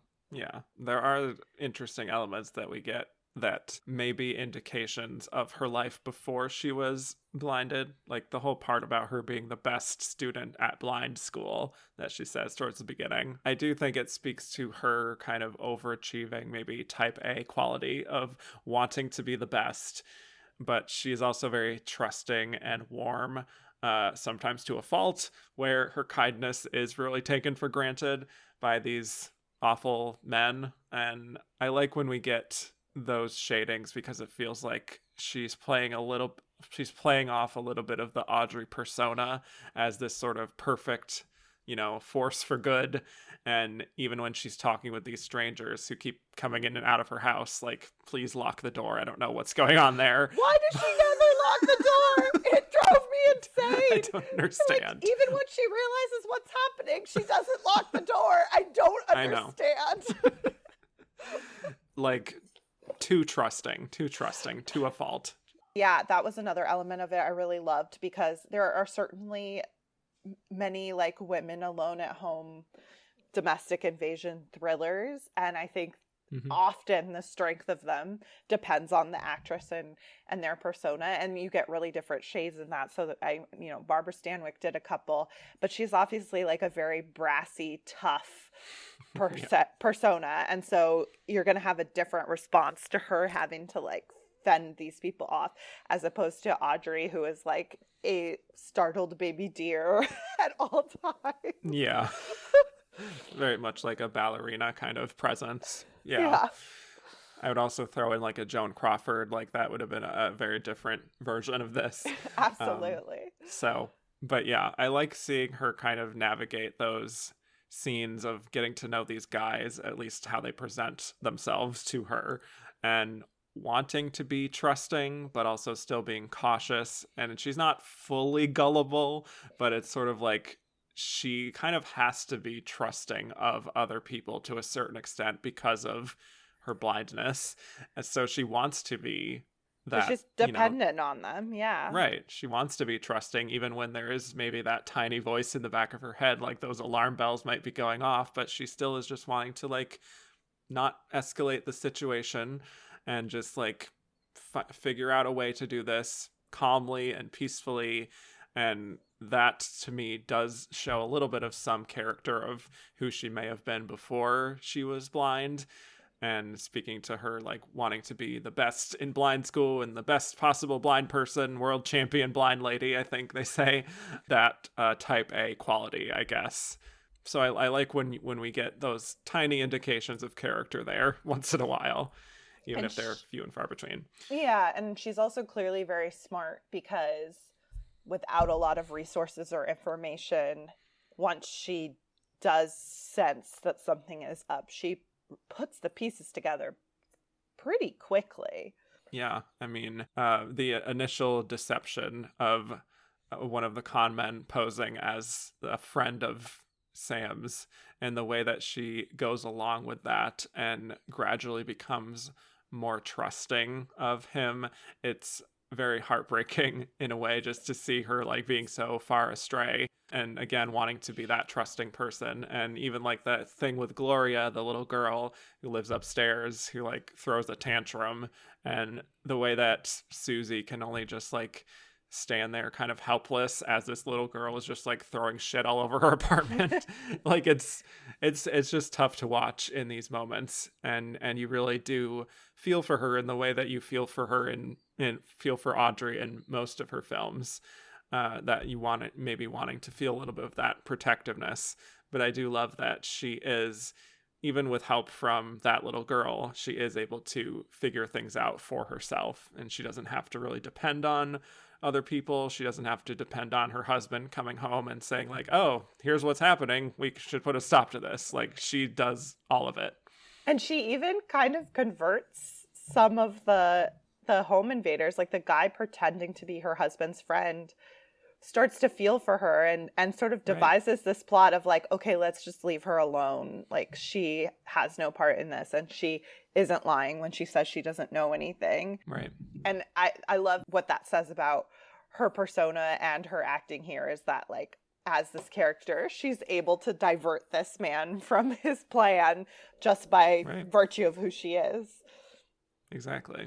Yeah. And the moment of her realizing that this guy, I think Mike is his name, is someone that she also cannot trust in the middle of all this. Like, she can't trust any of these guys, is very well done. Like, it's kind of like that gasping in fear sort of thing that is maybe over the top, but still effective in the context of the film. And yeah, all the way through the end, it is this very physical performance, physically demanding for her.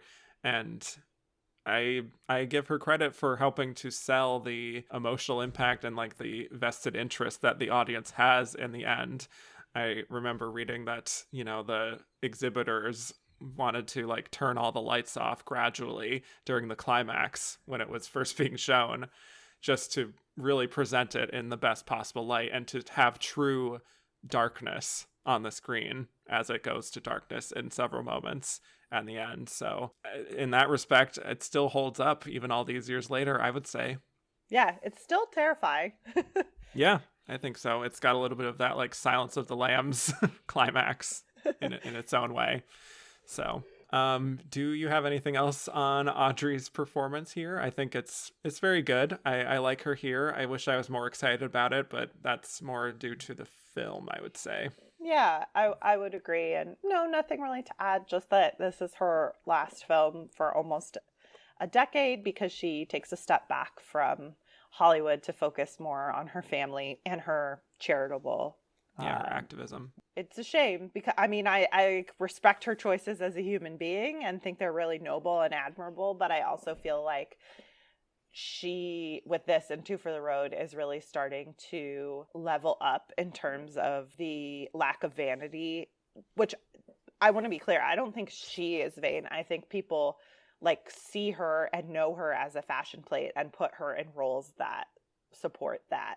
But I think it's a shame that just as she is sort of creeping out of ingenue status and starting to take on these more interesting roles, that she then takes a step back, because I think we would have got a lot of interesting work from her in that intervening decade if Wait Until Dark and Two for the Road are any indication.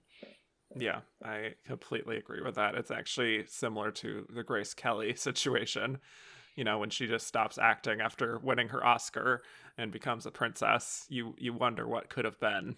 Like Absolutely. What roles she could have taken on. So yeah, sad to be at the end of Audrey. But... Yeah, I also do. I mean, this is another episode, but since we talked about Judy Garland, I also do wonder if Grace had not quit acting, if people would not feel so vehemently and strongly about Judy not winning. If she had continued to like show what she was capable of, then I think people would be less willing to dismiss her and that win. Yeah, I think I would agree with you there. People would still be upset because Judy is Judy, you know, but true, yes. Still, I would agree. Let's move on to our big winner, Katharine Hepburn, and Guess Who's Coming to Dinner. So, Katharine Hepburn, her first Oscar in 34 years, her first being for Morning Glory. She gets 8 additional nominations after that, and now here on her 10th nomination, she finally wins again. And for a role and a film that clearly meant a lot to her, as we saw in films like Woman of the Year, which we covered on this show. She had a lifelong relationship with Spencer Tracy. They made a number of films together. This is their 9th film together and their last, because Spencer Tracy was very ill at the time. So there were some extra precautions taken to take care of him during filming, which she really spearheaded herself. Plus, there was the added component of the film they were making, which was this attempt at exploring racial tensions and coming together in spite of our differences.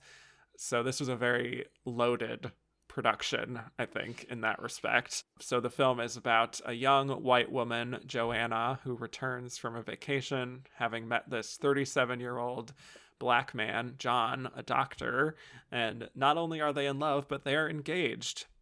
And we see how they broach the subject with Joanna's parents, Matt and Christina, played by Tracy and Hepburn, who are liberal and well-meaning, but also concerned about what an interracial relationship would mean in today's climate, especially knowing that their daughter could be negatively impacted by other people's sort of judgment. So let's talk about our winner here, Katharine Hepburn. Again, this is another icon we're talking about here. So tell me your thoughts on the legendary Katharine Hepburn and her Oscar-winning performance here. And Guess Who's Coming to Dinner? I mean, what can you say about Katharine Hepburn that has not already been said? She is an icon. She is one of the most nominated actresses in Hollywood history. She is a unique entity to that world of classic Hollywood and to what it is to be a movie star, in that she is an exquisite and phenomenal actress, but she is also never not herself to some degree, which certainly the very distinctive voice contributes to. And I feel like there are other performances I would have rather see her win for in the intervening years, but this is also probably less showy and more nuanced than some of the things she did win for. So I sort of am in the middle on that. And I think the film's faults lie more in its writing and structure than in her performance. Yeah, that's another case of that here. Yeah, this is a really interesting one because I've seen this film multiple times, and whenever I've thought about her performance, like when I'm not watching the film, especially in the context of this being an Oscar-winning performance, whenever I've thought about it, I've felt like, well, she's good, she's doing her Katharine Hepburn thing. I just don't get that excited about it. And it's one of those performances where I find myself maybe dismissing a little too much when I'm not actually watching it. But then when I do watch it, I'm like, yeah, she's great. Like, she knows exactly what she's doing, and she does command the screen in her own way. Even if the film, I do think, sometimes sidelines her more than truly highlights her. It's really Spencer Tracy's story, I find. Yeah, if I was going to pick one of the two of them to give an Oscar, I would have given it to him. But yeah, definitely, it's his arc that is the main sort of crux of the film, and she's there to support him. But every time I do watch it, I find that she is better than I remember, especially when she gets those moments in the spotlight, like in the first half, especially. It's very apparent by this point that she and Spencer Tracy just know each other's rhythms inside and out, and they fit together perfectly here as this longtime married couple, as these kind of, liberals. One of them is an editor at a newspaper, another one owns an art gallery. Like, they fit these roles to a T, I think. So she's very good, very effective in the moments that allow her to be. I don't think this is an Oscar-worthy performance at the end of the day. I think here, more than in some of her other films, I feel that sense of what some of her critics have said about her that would criticize her as an actress, which is that it feels like she is playing herself. I don't think this is a very distinct character, to be honest. No, and I think particularly the fact that Spencer Tracy was so ill while they were making this and died 2 weeks after they wrapped filming makes it feel even more that she is just playing herself. It really feels like you're just watching the two of them at the end of this long partnership, and on screen and off, and that a lot of her emotion that is so near the surface throughout this story isn't really about Sidney Poitier and Catherine Hutton's characters, but about the fact that, like, Spencer Tracy is about to die. Pretty much. Yeah, she doesn't do all that much, I think, to inject anything new into her performance that I haven't already seen. But also then there are those moments, like towards the end, especially when, her eyes are just full of tears and she's looking at Spencer Tracy, this man that she's known and loved for decades, who she knows is on his last legs, knowing this very well could be the end, and seeing him just nailing that final monologue that he has. And those are the moments where I think she shows herself to be, one of the greats. So even though I'm a little mixed on her performance in terms of creating like a super distinct character, I do think she plays it with complete like professionalism and like expert skill in her own unique Katharine Hepburn way, Definitely. And I mean, I think I would much rather have seen her win for something like Philadelphia Story or The African Queen, where there are obviously elements. Yes, there are obviously elements of herself in that, but it is a far more interesting character with a true arc and a lot more to do. I would even say more than Anne Bancroft. This is one where I'm like, should this be in leading actress? I'm not sure. I think maybe she just ended up there because of her stature as a performer and less. Yeah, I mean, Katharine Hepburn has never been supporting. No, literally every nomination is for Best Actress. Yeah. Which, I get it. She has that like unmistakable spirit that it's like, even if she doesn't have the highest amount of screen time in her film, she is going to make a big impression no matter what. But yeah, she's really relying on a lot of the good stuff. She's playing the hits, I guess you could say. Her haughtiness, her sort of indomitable spirit. It's not a huge stretch for her, but I do think her best performances are just in what she is able to reflect in this, like her reactions with Spencer Tracy, and knowing the behind the scenes that he was struggling. It does make the performance resonate, I think. But it's also integral to the film itself, because she's sort of like patiently waiting and like gauging his reaction to all of this, because like she's on board by like the third of the way into the film. Like she is supportive of this relationship. She's just waiting for him to get on board. And so like in a weird way it does match like her reacting to him and just like testing the waters and making sure he gets on board too. That's very well played.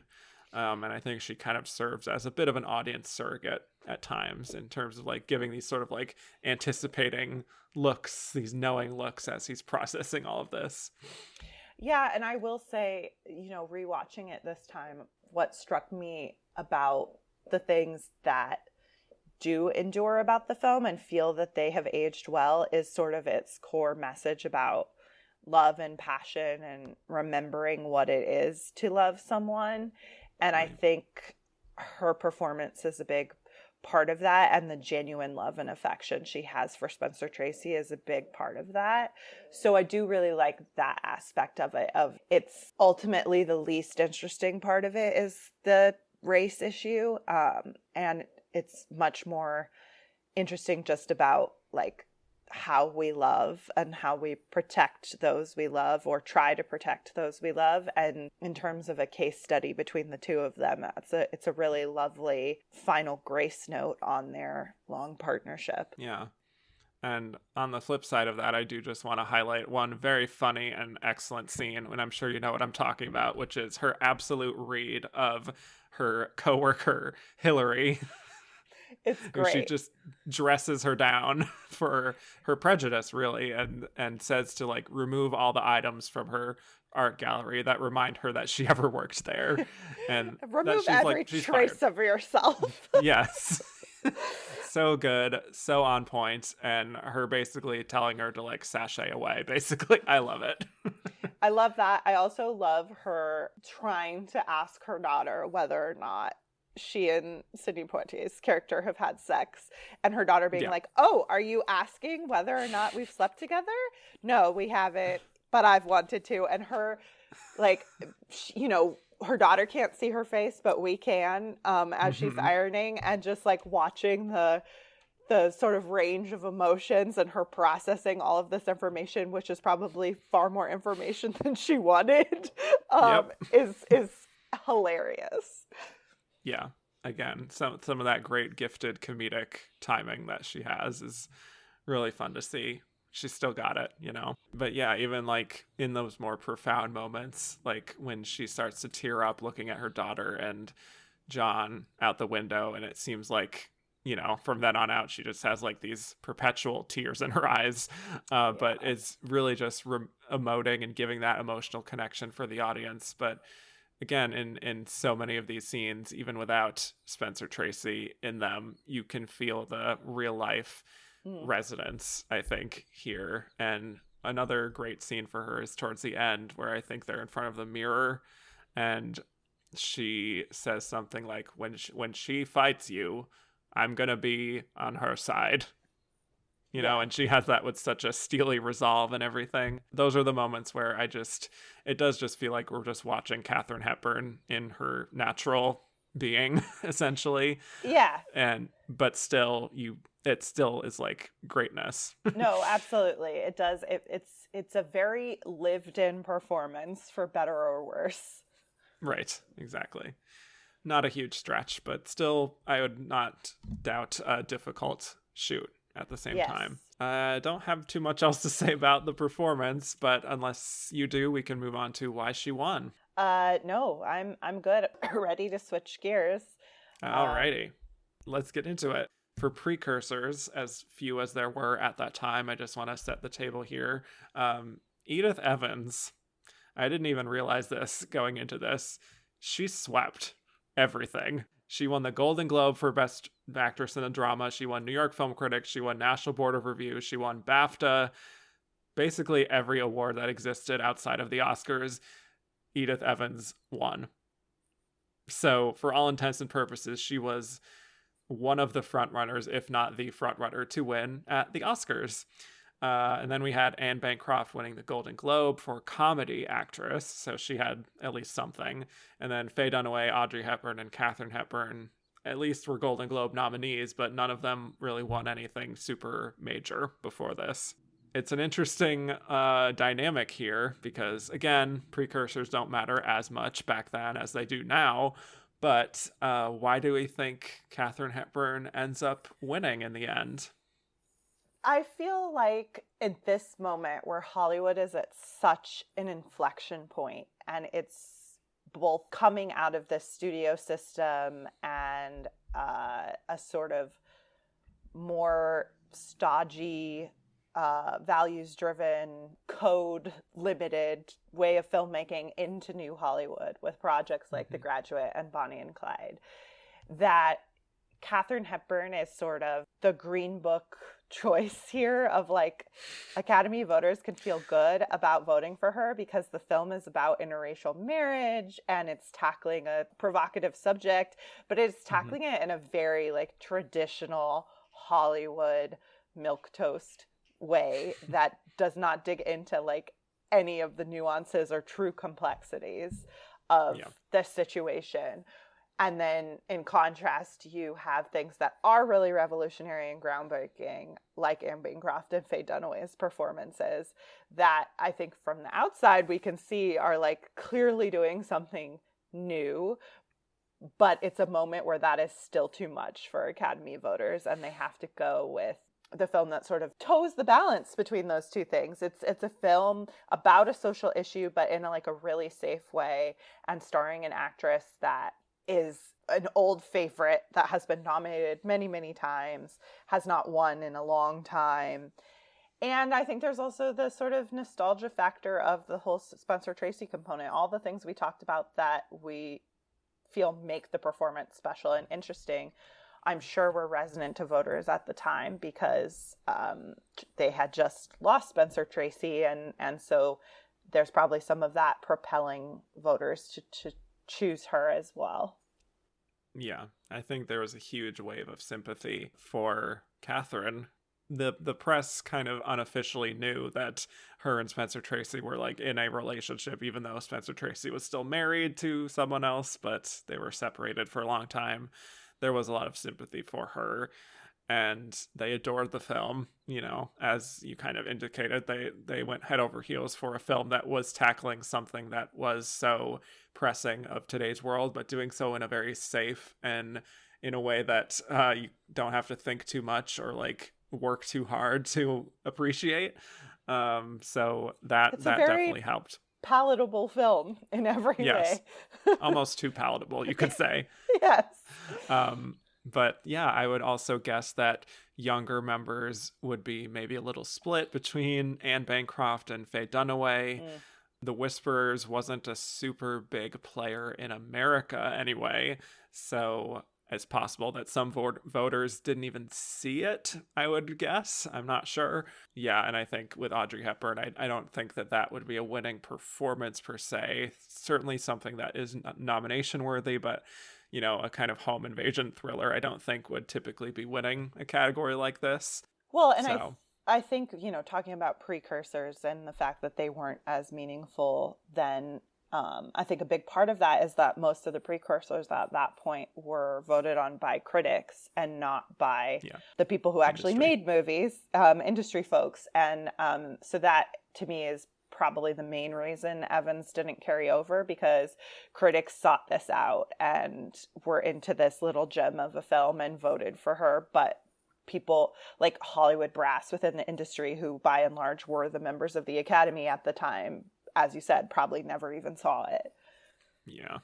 Of the five here, I would guess that they haven't seen The Whisperers the most. So, I think from what I read from Pictures at a Revolution by Mark Harris, who did the Best Picture episode of this show. If you want to go back and listen to that, he, in his writing, he said at the time the Best Actress race was between Edith Evans and Faye Dunaway.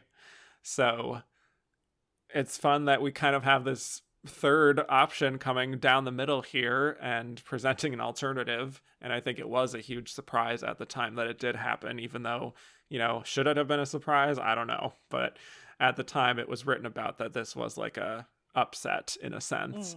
But I think she had so much in her favor. She had the sympathy. She had the fact that they adored the film so much.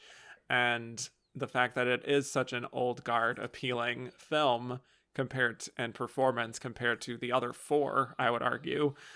Even Edith Evans, even if she is older, I feel like that's a kind of performance and a kind of film that is more new school, new Hollywood in its vibe, I would argue.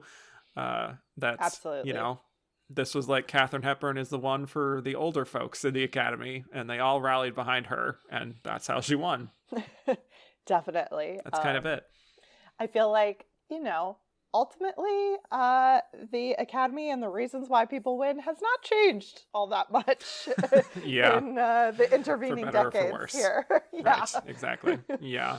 So, and I think, I don't know if this has anything to do with it, but I feel like this character that she's playing is the most sympathetic / likable / whatever you want to say. Feel good relatable. about voting for her for sure. Yeah, you can pat yourself on the back for supporting this right. woman who is so progressive. Yes, because we're like her, right? Yeah. Yeah. But just from reading again, I saw that Katharine Hepburn really made herself open to interviewers, that more so than she had in a long time. Like, she really presented herself in a more open manner. Which may have also helped. Like, she was on the cover of magazines again and had these interviews. So I think, that could have played a factor too. Like, she isn't necessarily campaigning in the traditional sense, but like, she is putting herself out there more than she was before. So that may have helped. And the fact that she hadn't won in 34 years and she racked up 10 nominations now, it may have felt like, hey, it's kind of like how people felt when Meryl Streep hadn't won her third Oscar for so long. They're just like, you know what? She keeps getting these nominations. Let's just give it to her this time. Little did they know that for Katharine, they would give it to her 2 more times. So there you go. Yeah, it's true. Yeah. But she, of course, was not there. She never went to the Oscars, but she said she did make a statement. She said she felt that the award was a great affectionate hug from my fellow workers, and said that her character was a good wife, our most unsung and important heroine. I'm glad she's coming back in style. It feels to me like Katharine Hepburn didn't even write that. Like, I can't imagine her saying that. Like, she had such disdain for the institution of marriage. Well, she is a mystery, Katharine Hepburn. So what an enigma. Truly. Let's get to some Twitter questions. Hassan said, "Why did Katharine Hepburn win for this?" There's a ... in between that. Obviously, we just explored that. There were many, many reasons probably that combined for that. Fritz said, "Would Kate have won without Spencer's death?" What do you think? I feel like probably not. I feel like that was a big push for Academy voters and just added this extra layer of meaning to it, because I do think now and then Academy voters aren't necessarily just voting for their favorite performance. They're voting for the moment and the thing that will have emotional resonance, and that this is certainly, of the nominees, the one that would have the most because of that context. Exactly. Rob Montoya said, "Everyone remembers Bancroft's iconic performance in The Graduate and Dunaway's breakout performance of the year. Hepburn's win was mostly sentimental. It had been 30 plus years since her first win, in addition to Spencer Tracy's health and eventual death. Agree." Yes, agree. Yeah. Mostly sentimental, but I would say not entirely without merit. Like, I don't think this is a bad performance by any means, but no, I agree. Lower in the ranking of these 5, I would argue. Yeah, it's probably... of her wins, it's probably the least interesting performance, maybe tied with On Golden Pond, depending on how you feel about that film. Somewhat similar performances there, actually. And somewhat similar reasoning for the win. Yeah, narratives. Right. But also, like, Katharine Hepburn is never bad. Even if the movie's bad, she's interesting. Yeah, that's true. That's always the case, yeah. Nathan Bigley said, did Katharine's insane ability to cry on cue and her position as an underwinning actress factor into the win here? Yes, and yes, I would say.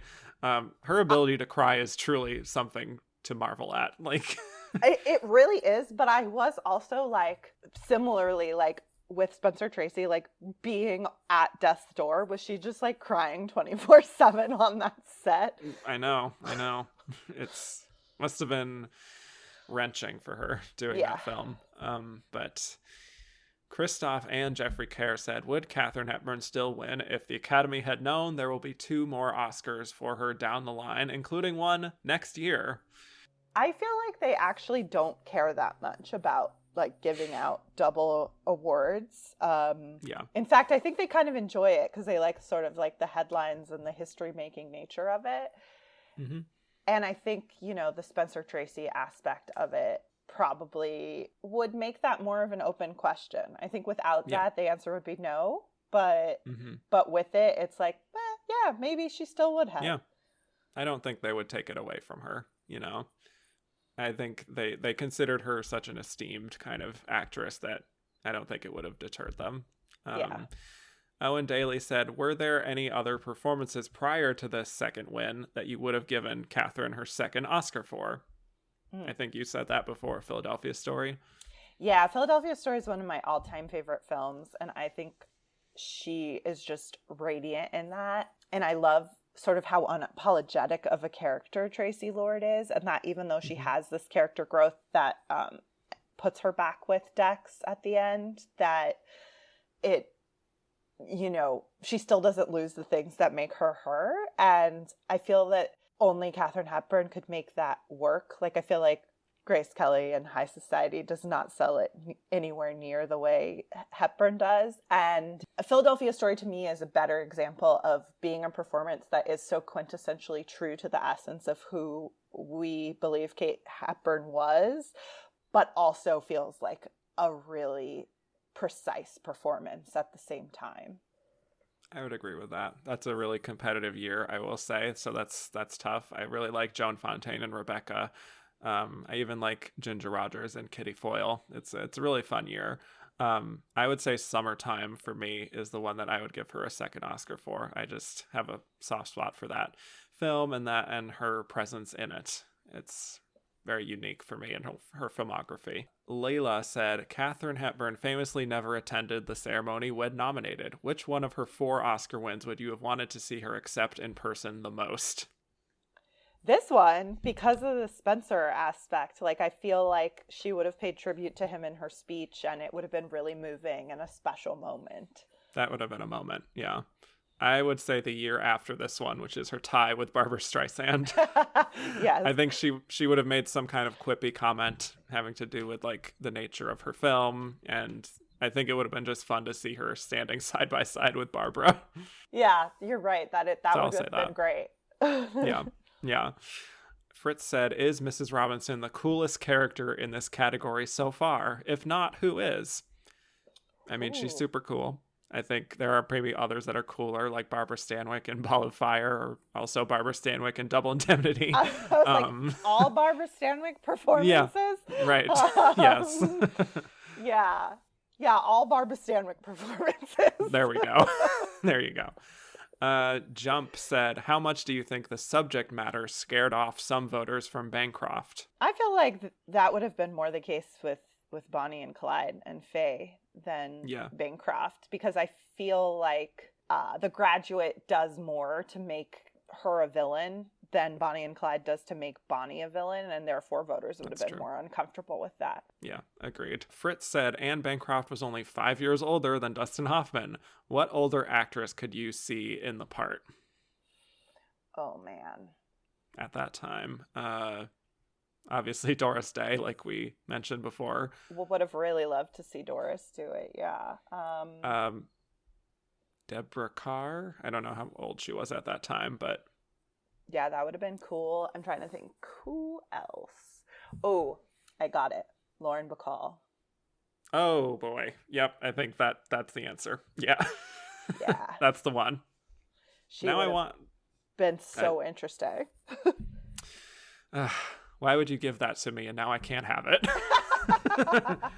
I feel like there is a lot of I feel like Bancroft is drawing on Bacall a lot in this performance. Yeah, now that you mention it. The voice, the vocal inflection, the sort of cool sex appeal. Yep, that's it. James Byrne said, Mike Nichols' supposed first choice to play Mrs. Robinson was Doris Day. Thoughts? We kind of mentioned that earlier. I think it would have been really wild to see her in that. In some way, I can't even really picture it. Yeah, I do question whether she would have been able to go where she needed to go. Not because she wasn't a phenomenal actress, but just because I think she would have self-censored a little. Right. I could see that very much so.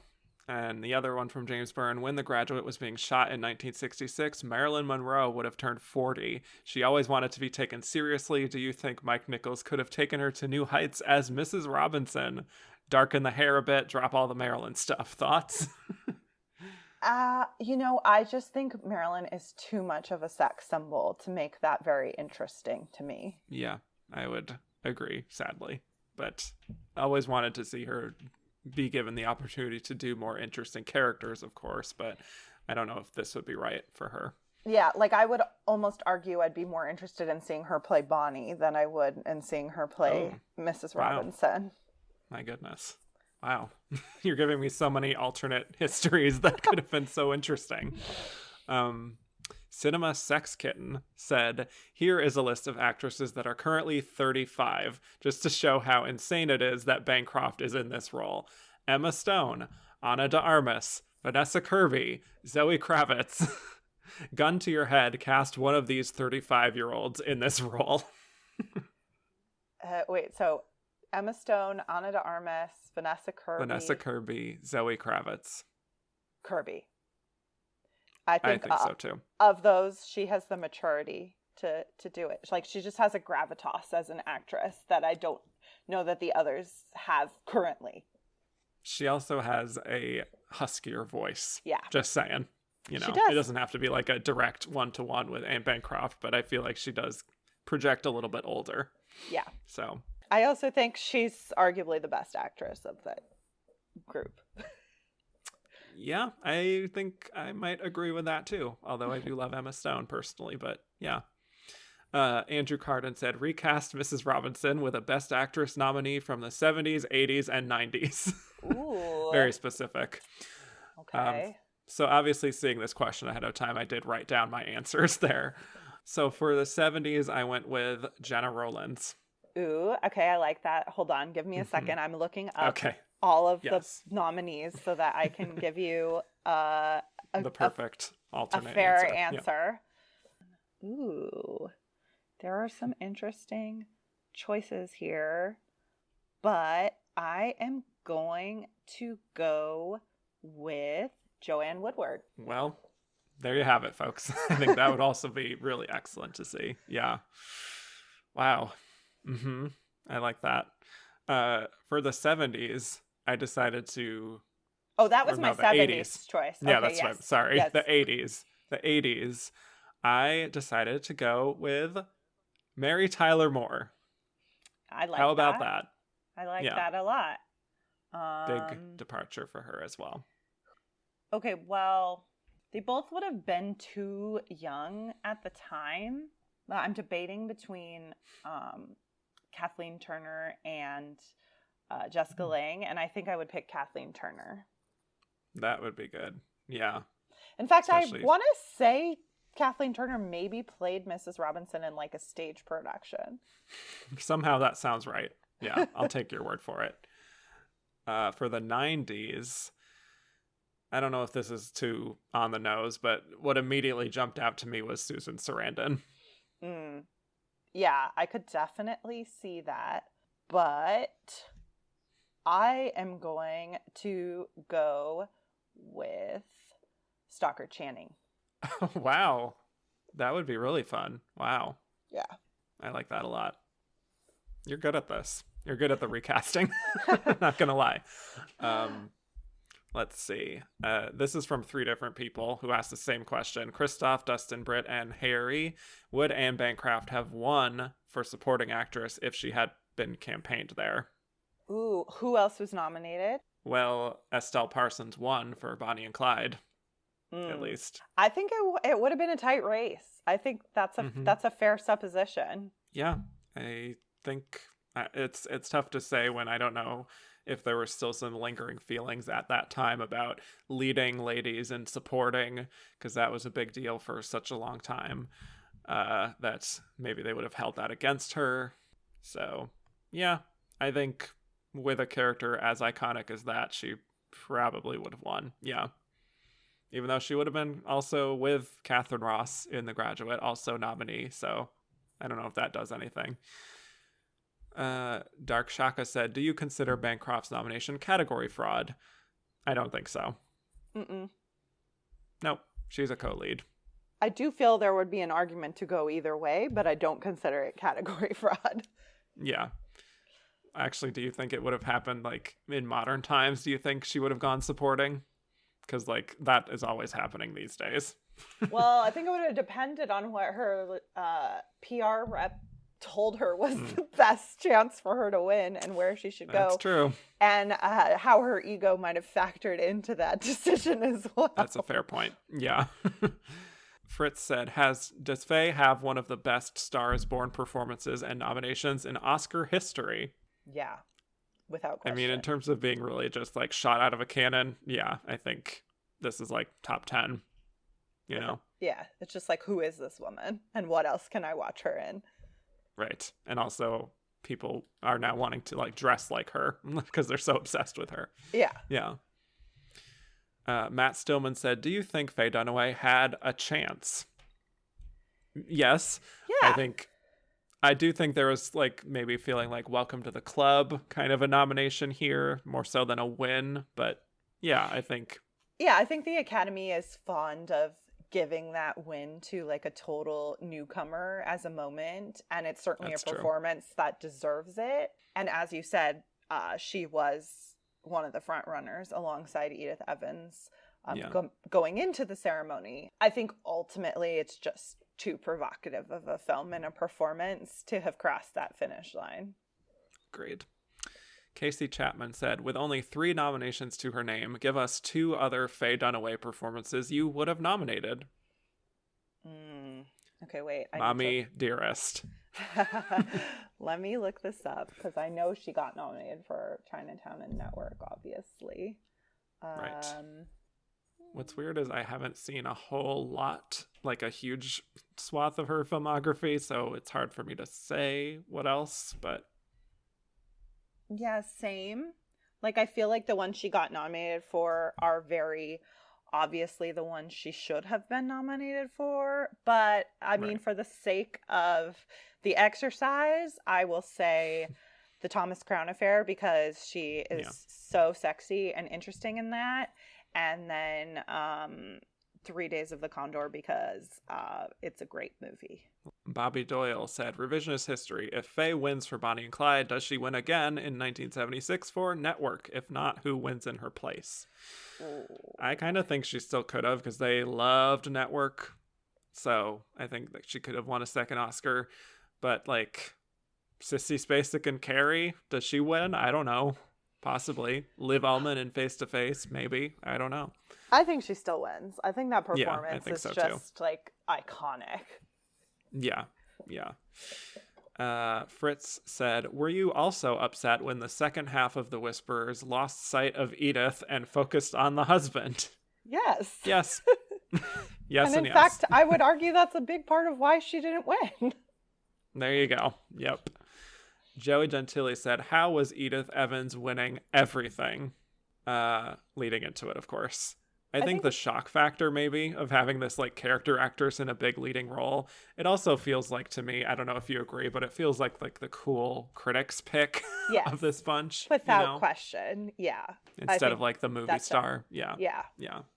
Fritz said Edith probably suffered from the fact that her movie got no other nominations. Would you nominate it for anything else? No, I would not. I would just nominate her. Yep. Same. Yep. Let's see. Dominic Wakeford said, though she transforms herself in The Whisperers, Edith Evans never really got the chance to stretch herself on screen like some of the British stage actresses Glenda Jackson, Judi Dench of the next generation. What's been your favorite of her performances that you've seen? Kind of by default this one because she's given so much to do, but I would be willing to explore more just to see. Mine's the importance of being earnest because I just love that. Yes. And Baby Clyde said, why hasn't The Whisperers been remade with Glenda Jackson yet? I feel like it could even be updated to like today's current like NHS I think so. Like issues. So yeah, somebody get on that. Mike Lee, figure that one out. I like that. Yes. Mike Lee, Glenda Jackson. Let's go. Christoph said, why did the Academy nominate Audrey for Wait Until Dark rather than for Two for the Road? I think it's just a more showy performance that Oscar voters eat up. Like, if you play another person, if you play an addict, if you play a blind person, like, you're probably going to get nominated for an Oscar. Yeah, any kind of transformation is just bait to them. And also Wait Until Dark was just much more popular as a film from what I understand, so that helps too. Chelsea and Owen Daly said, which of Audrey's performances from 1967 do you prefer if you've seen Two for the Road? Definitely Two for the Road for me. I have never seen it. It's one of those where I've been waiting to see it in a theater. I don't want to watch it at home for the first time. So, well, whenever you get that opportunity, please do, because she gets to do so much there. It's such a great performance. Christoph said this was the second time after 1959 that the two Hepburns competed for an Oscar. Which of the two matchups do you prefer? So just to refresh, they were together in 1959, Audrey for The Nun Story and Katharine Hepburn for Suddenly Last Summer. I prefer that one, personally. I think those are two great performances from them. I definitely agree. I feel like there's a lot more interesting things happening there. Mm-hmm. And then Chelsea and Fritz said, rank Audrey's nominated performances. Ooh, okay, wait. Let me pull that up so I don't miss any. Okay. Well, in the meantime, I will give my ranking. My number one is actually The Nun Story, which I really, really like from her. My number two is Roman Holiday, A Star is Born moment, if there ever was one. Number three, I have Breakfast at Tiffany's. Number four, I have Sabrina. And number five, I have Wait Until Dark. So I have not seen The Nun Story, so I don't feel... I'm going to have to just take that one out for myself. Yeah. I would put 1, Roman Holiday, 2, Sabrina, 3, Wait Until Dark, 4, Breakfast at Tiffany's. I get that. I like that. Let's see. And Chelsea said, would you honor Audrey for any of her other films? Two for the Road, mentioned earlier. I do think My Fair Lady is nomination worthy, maybe not win worthy, but, Charade, as you mentioned before. That would have been cool. Yeah, Charade would definitely be mine. That's one of my favorites of hers, and I think it is a deceptively difficult performance. I also just want to nominate purely the fashion montage from Funny Face, just that part, not the rest. Yeah, I like that. Julian Bonsu said, what are some roles from the 70s and 80s you would have liked to see Audrey Hepburn in had she not gone into semi-retirement? This goes right back to what you were saying. And would she have received any more nominations? The one that I looked at, I just looked at the Best Actress nominated performances of the 70s and 80s just to see if I could sub her into one of those. I would say the Anne Bancroft role in The Turning Point, which would be a great reunion with her and Shirley MacLaine, just saying, from the Children's Hour.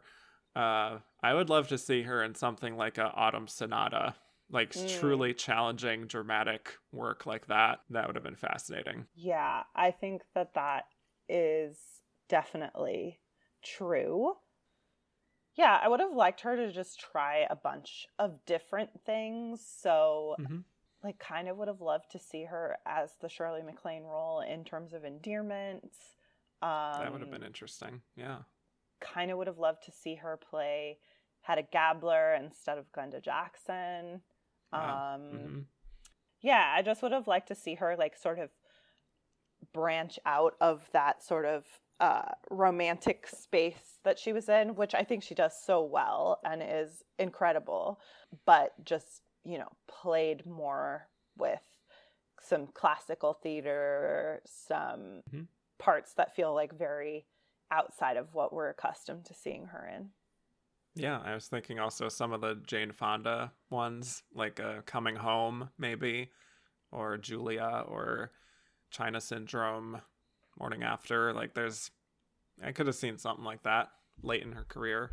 So she also did work like very late in her career. Her final movie was with Spielberg, but I think I would have liked to see her have something more substantive with him and like one of his greats, like totally. Audrey Hepburn in Close Encounters or something like that. Oh my like, God. Wow. I think that he has an innate understanding of like what made her a movie star, because it relates really directly to like what he loves about cinema, and I would have liked to see a collaboration between them in a like much bigger way. Definitely. Christoph said, since they are roughly the same age, let's have Audrey Hepburn and Anne Bancroft switch roles. Who would be better, Audrey Hepburn's Mrs. Robinson or Anne Bancroft's Susie Hendricks? And which would you rather want to see? Anne Bancroft as Susie Hendricks. I think especially because of the Miracle Worker win, that like adds an extra element to it. That would be super interesting. Yeah. As much as I would love to have seen Audrey Hepburn as Mrs. Robinson and like what does that look like? I don't know, but yeah, definitely Anne Bancroft. Cinema Sex Kitten said, how many of these characters do you think that Simon and Garfunkel could have written a solid song about?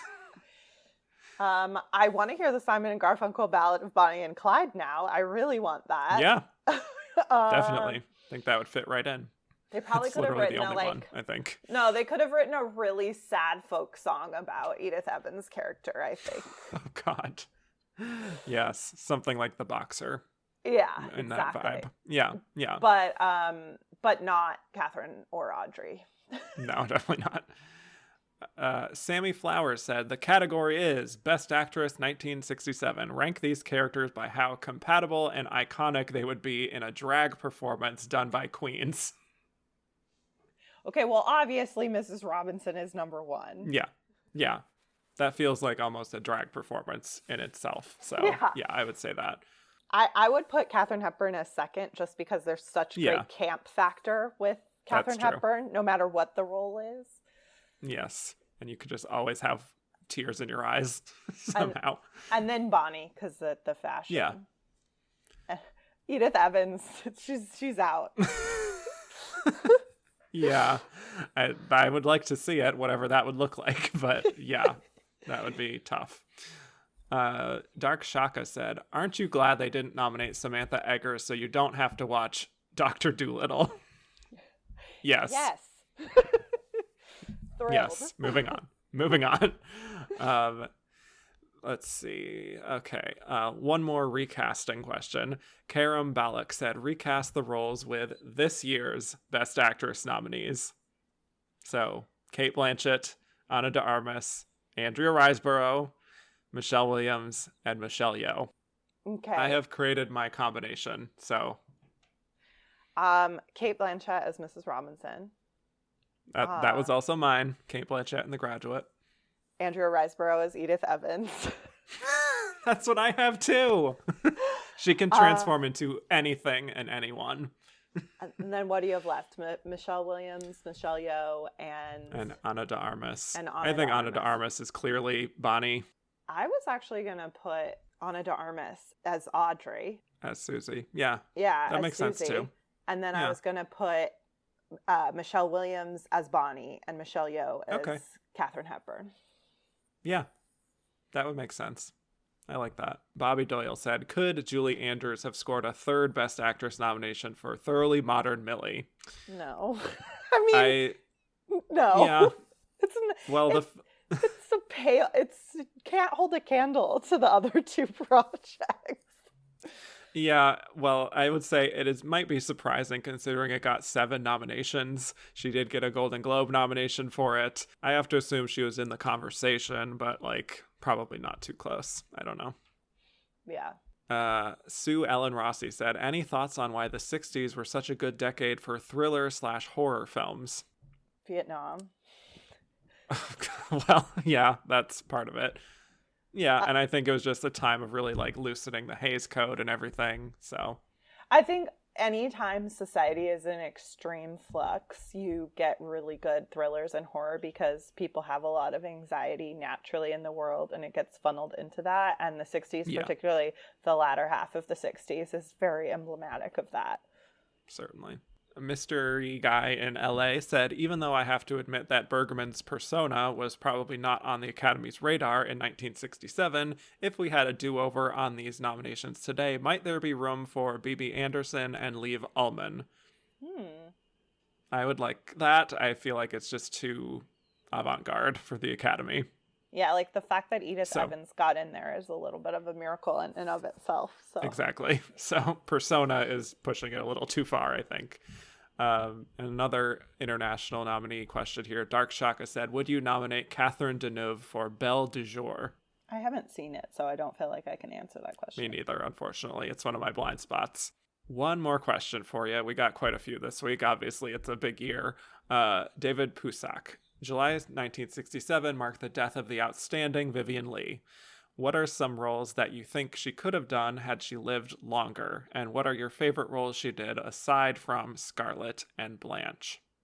Ooh, Waterloo Bridge is one of my all-time favorite performances of hers. I think she is radiant in that, and it's a really phenomenal performance. And things I would have liked to see, she would have been an interesting Mrs. Robinson, frankly. Oh boy, yeah. What else would I have liked to see her do? I have an interesting one. Yeah, go for it. What about the role of Margaret White in Carrie? Yeah, that would have been really fascinating. Also frightening. Yes. So I think she could have excelled in like a Gosford Park or, something of that nature. It would have been really interesting to see her sort of definitely return to that like Tony British storytelling, but in a much different light. Definitely. Okay, well, we are now at our final segment where we will reveal who we think was the runner-up to Katharine Hepburn. Maureen, what is your verdict? Is this our personal choice or who we think actually came in second? Who we think was in second. Who we think, not who we want. Okay, I think Faye Dunaway was in second. I mean, I didn't necessarily think that until you said that she was heavily one of the front runners coming into the race alongside Edith Evans. And I think the Academy loves to honor newcomers. And it's a really compelling, interesting performance. And Bonnie and Clyde was just such a talked about film in general that I could really see it making its way in there. And other performances from it did win. So, well, I will say I am going to go out on a limb and say that it was Edith Evans. And I'm not confident about that, but I do think she had whatever we could classify as momentum at that time from all of those wins. And I think it is just one of those performances that feels like an apple in a barrel of oranges, in a sense that like she's so different from what everyone else is doing here that I could see people really gravitating to that. Maybe a little bit more so than wanting to reward Faye Dunaway right away necessarily. But yeah, I definitely think it was between those two. I think, yes, Anne Bancroft was in a very popular film and a very iconic character. I don't know if she was quite in the discussion of giving her a second one already after so soon after The Miracle Worker. Same thing for Audrey. Voted for Anne Bancroft if it were up to me. Well, there you go. Partially because I think it is remarkable that she's only 5 years older than Dustin Hoffman and sells it as well as she does. But I completely agree with you. I don't think she was a serious contender among voters. Well, that was going to be my final question for you, is who you would have voted for. You jumped the gun, but yes, I actually agree with you on that one. I also would have voted for Anne Bancroft. I think it's a perfect example of someone making the most of her material and elevating it from what was maybe even on the page. So yeah, I would have voted for her here. I personally, in my own alternate history of time, I had not rewarded her for The Miracle Worker, so this would be my first Anne Bancroft win for her. So yeah, I think that would have been great. Obviously, it's been shown over time that that is a enduring performance and character. So yeah, easy number one for me. But with that, thank you so much, Maureen, for doing this. This was such a fun discussion on a super fascinating year. So thank you for doing the homework and bringing the takes. I appreciate it. Yeah, thank you for inviting me. It was a super fun year to talk about, and I had a great time. Well, tell the people where they could find more of you on the internet. Yes, so you can find me on Twitter until it explodes at the Maureen Lee, same on Instagram. You can read my writing on EW.com. And my debut novel, It Happened One Fight, is now available to pre-order. It is out July 11th, and it is about a 1930s leading man and leading lady who hate each other and discover they were accidentally married on set and have to go to Reno for 6 weeks for a divorce. So if that sounds like your cup of tea, get thee to a bookstore or bookseller's website and pre-order it. Yeah, I mean, I'm already sold just from that description. So, and I think, again, listeners of this show will definitely be interested in such a book. So thank you so much. Looking forward to it. Thank you. Well, thank you all so much for listening. You can find me on Twitter at Kevin_Jacobson, and the show is at Oscar Runner-Up, and I'm on Instagram at And the Runner-Up Is. Rate, review, and subscribe if you haven't already. And if you liked what you heard and want to hear more, go to patreon.com/And the Runner-Up Is. And next week, we'll be discussing the 1968 Best Actress lineup, where the nominees were Katharine Hepburn in The Lion in Winter, Patricia Neal in The Subject Was Roses, Vanessa Redgrave in Isadora, Barbara Streisand in Funny Girl, and Joanne Woodward in Rachel, with the winner being, it's a tie, Katharine Hepburn and Barbara Streisand. So looking forward to breaking down that very unique year. Thank you so much again, Maureen. Thank you. And with that, I will bid you all adieu.